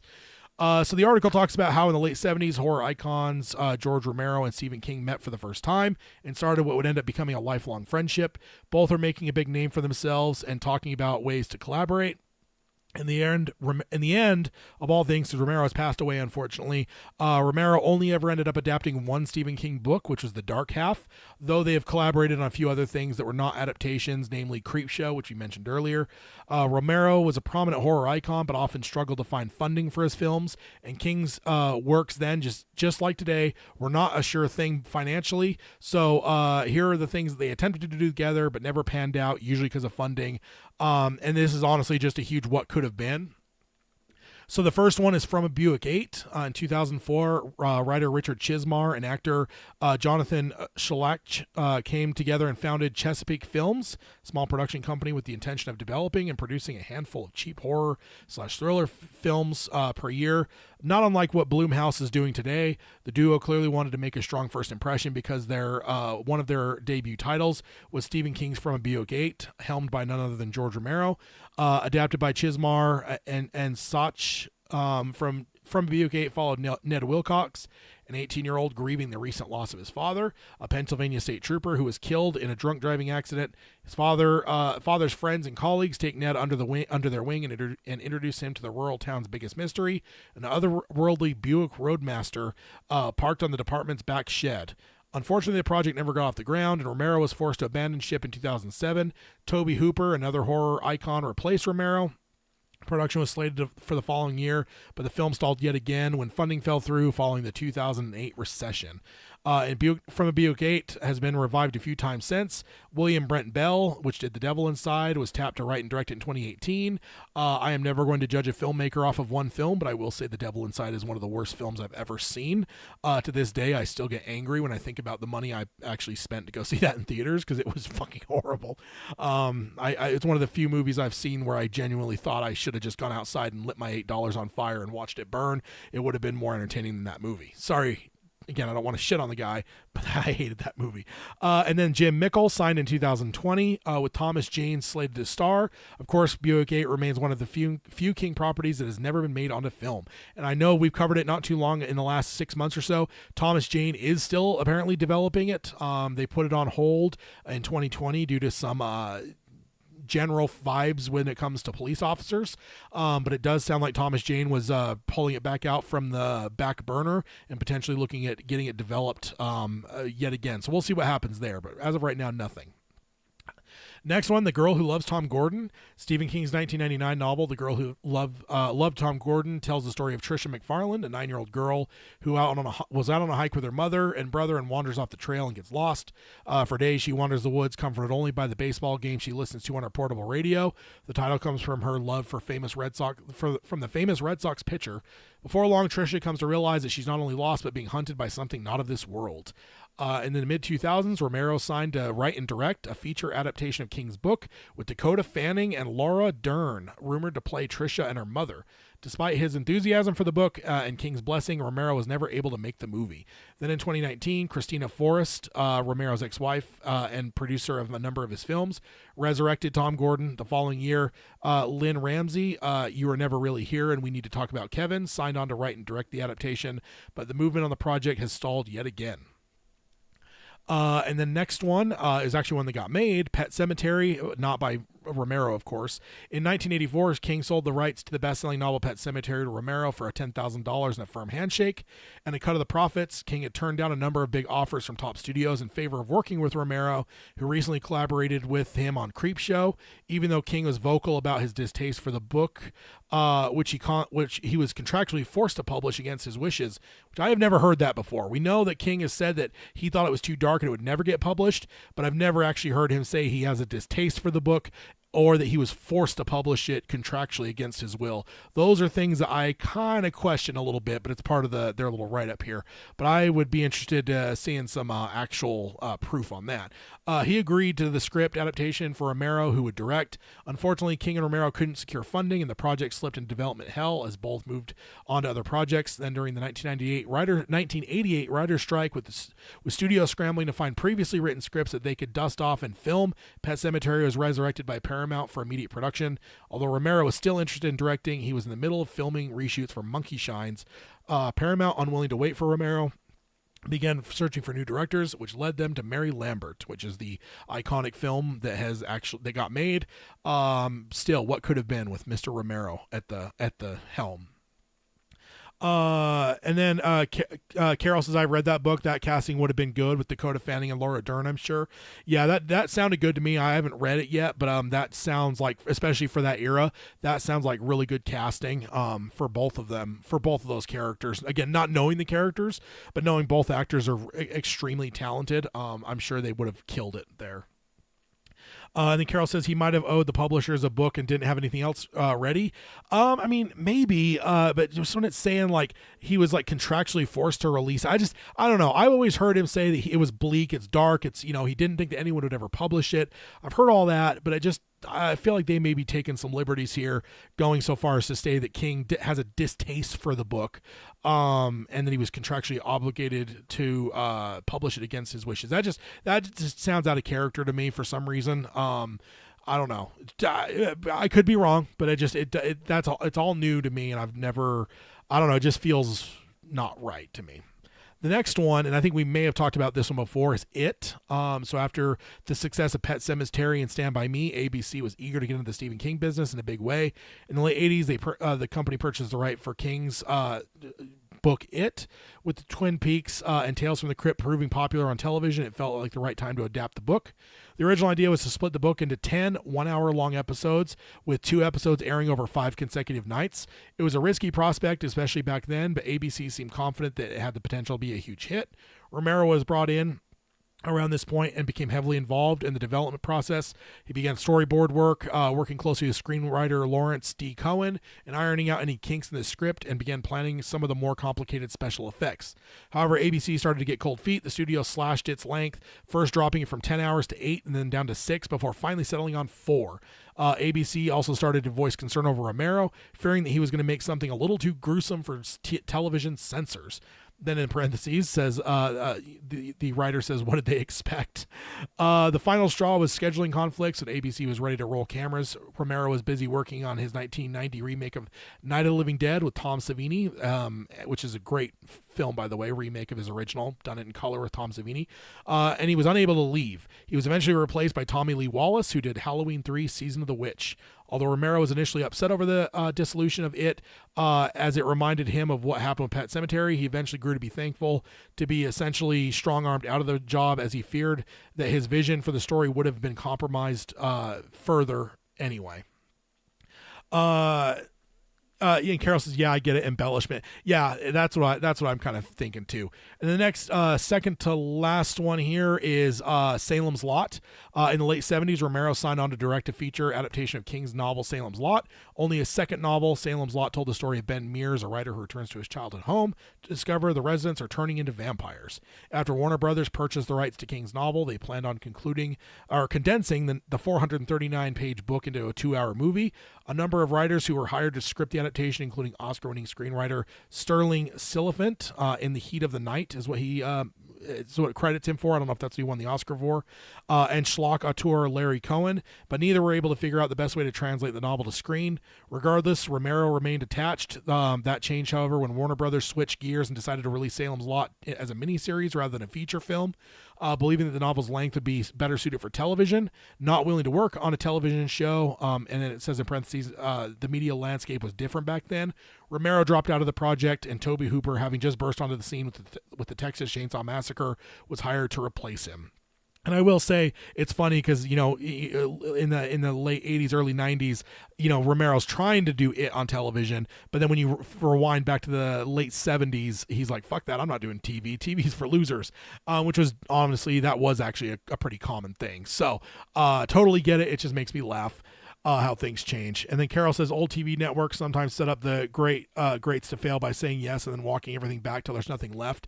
Yeah, and I think we've covered that one before a tiny bit with It. And I believe the whole thing there was when they finally cut it down to 4 hours from the original 10. That's the point when it basically, how we read it before was that's the point when Romero just said, fuck this, I'm done. So this has a little bit more nuance to it. But yeah, that's pretty crazy. You'd go from 10 hours and end up down at 4 for a book as long as It. And then the last one is The Stand. It says, fresh off the release of arguably one of his best films, 1977's Martin, Romero was looking for his next project. At this time, King was slowly making a name for himself as an author with Carrie, Salem's Lot, The Shining, and The Stand, his only novel in circulation, 3 of which were already adapted to film or in process. Of those 4, there was only one that Romero desperately wanted to make, The Stand. King's seminal post-apocalyptic novel clocked in at a whopping 823 pages, which turned into 1,153 pages in the uncut version in 1990. Not relevant for this story necessarily.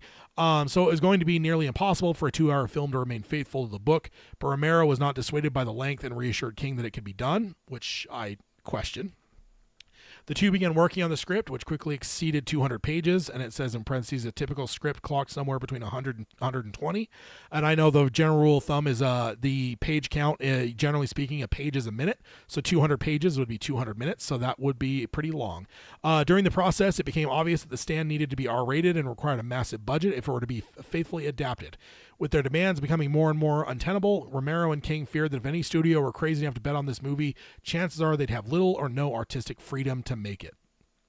When all hope seemed lost, Romero teamed up with producer Richard Rubinstein to form Laurel Entertainment.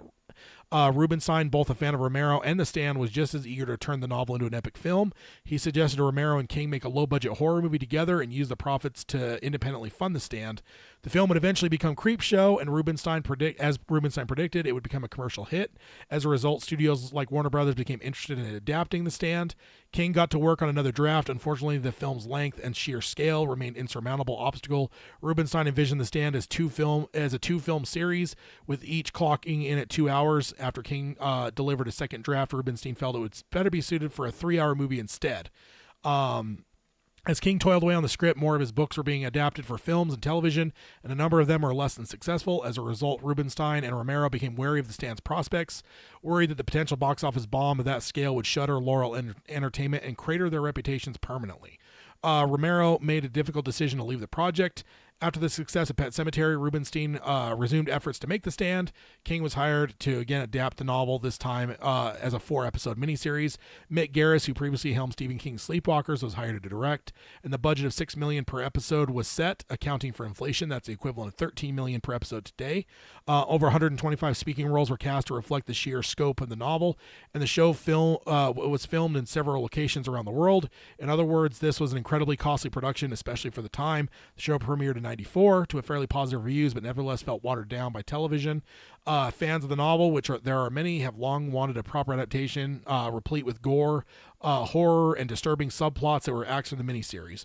Horror aficionados will forever wonder what a Romero-directed Stand would look like, and it's a shame we never got to see it. And I definitely agree.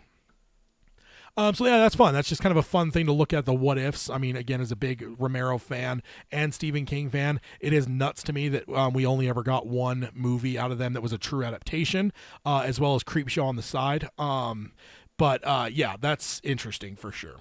So that's it for the main news. Let's go to odds and ends. First up, we have a couple disc releases. The Dead Zone is coming to 4K from the Scream Factory, which is a place that gets movies, usually does special editions and stuff. And the big one here is that it'll actually include a commentary by Mike Flanagan. So that's kind of interesting. I always love commentaries done by filmmakers that didn't make the film.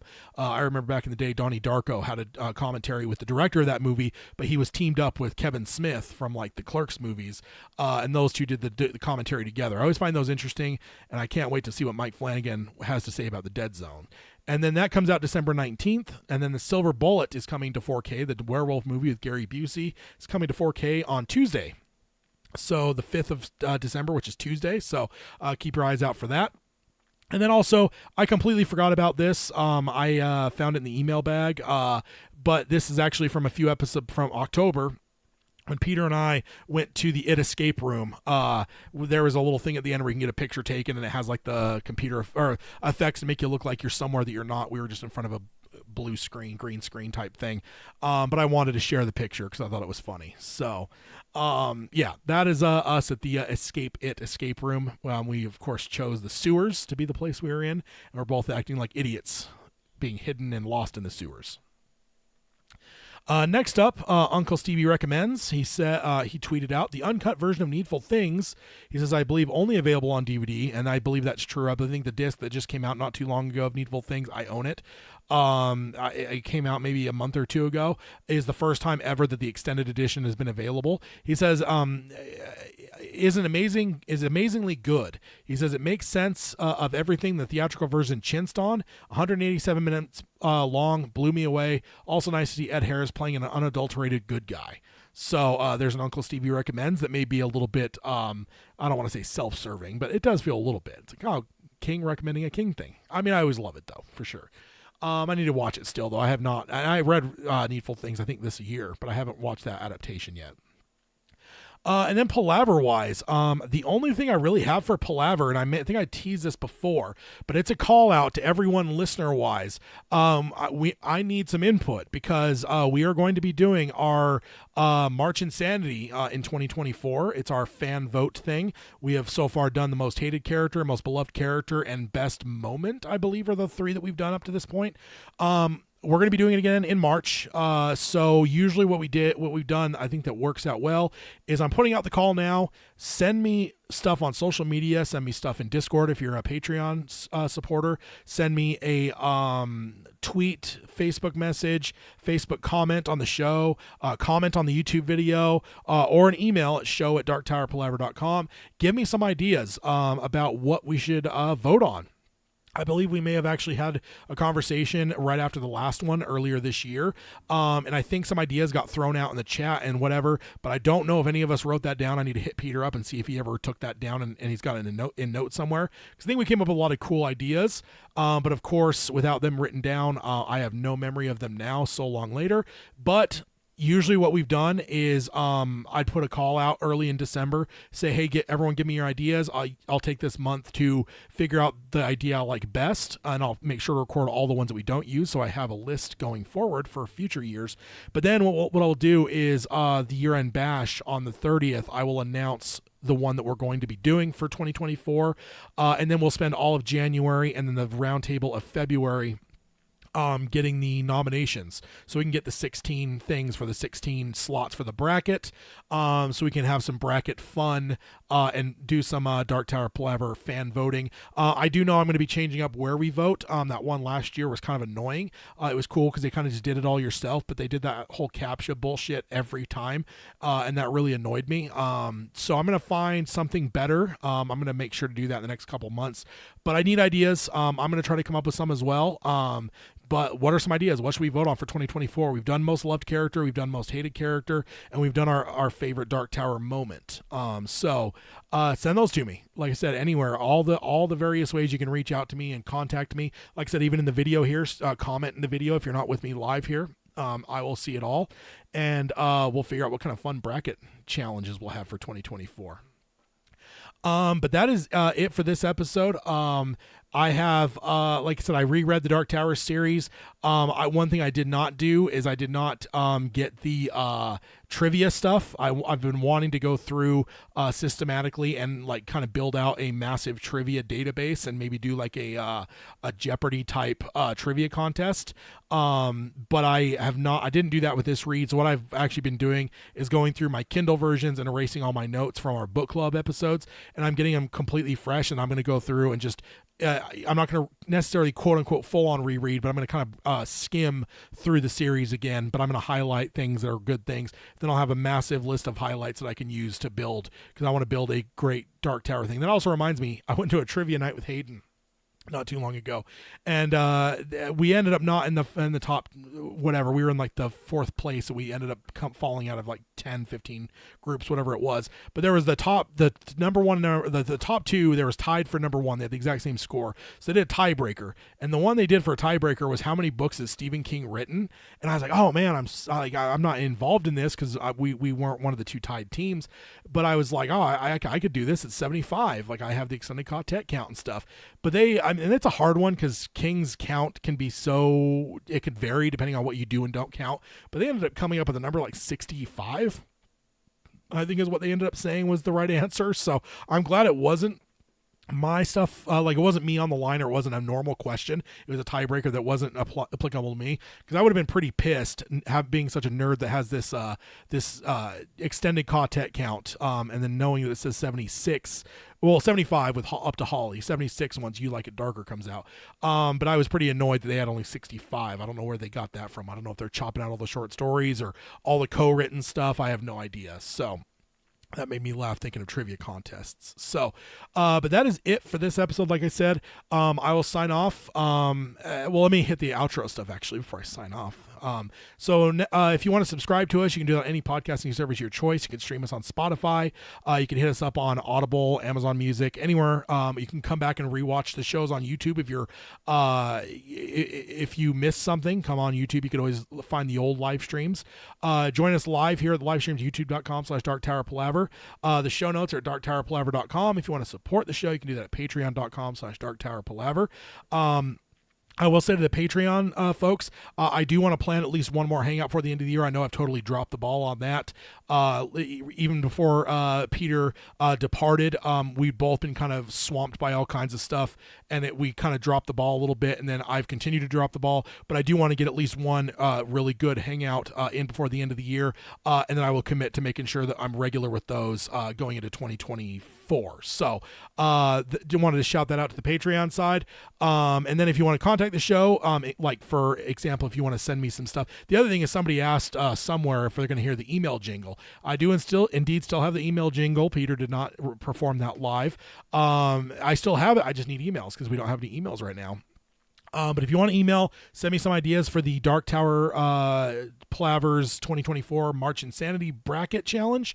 Send those to me at show@darktowerpalaver.com. Or you can hit me up on Facebook. Send us a comment maybe on this episode on the Facebook post at facebook.com/darktowerpalaver, or hit maybe Twitter at darktowerpod. Again, at darktowerpod on the Twitter side.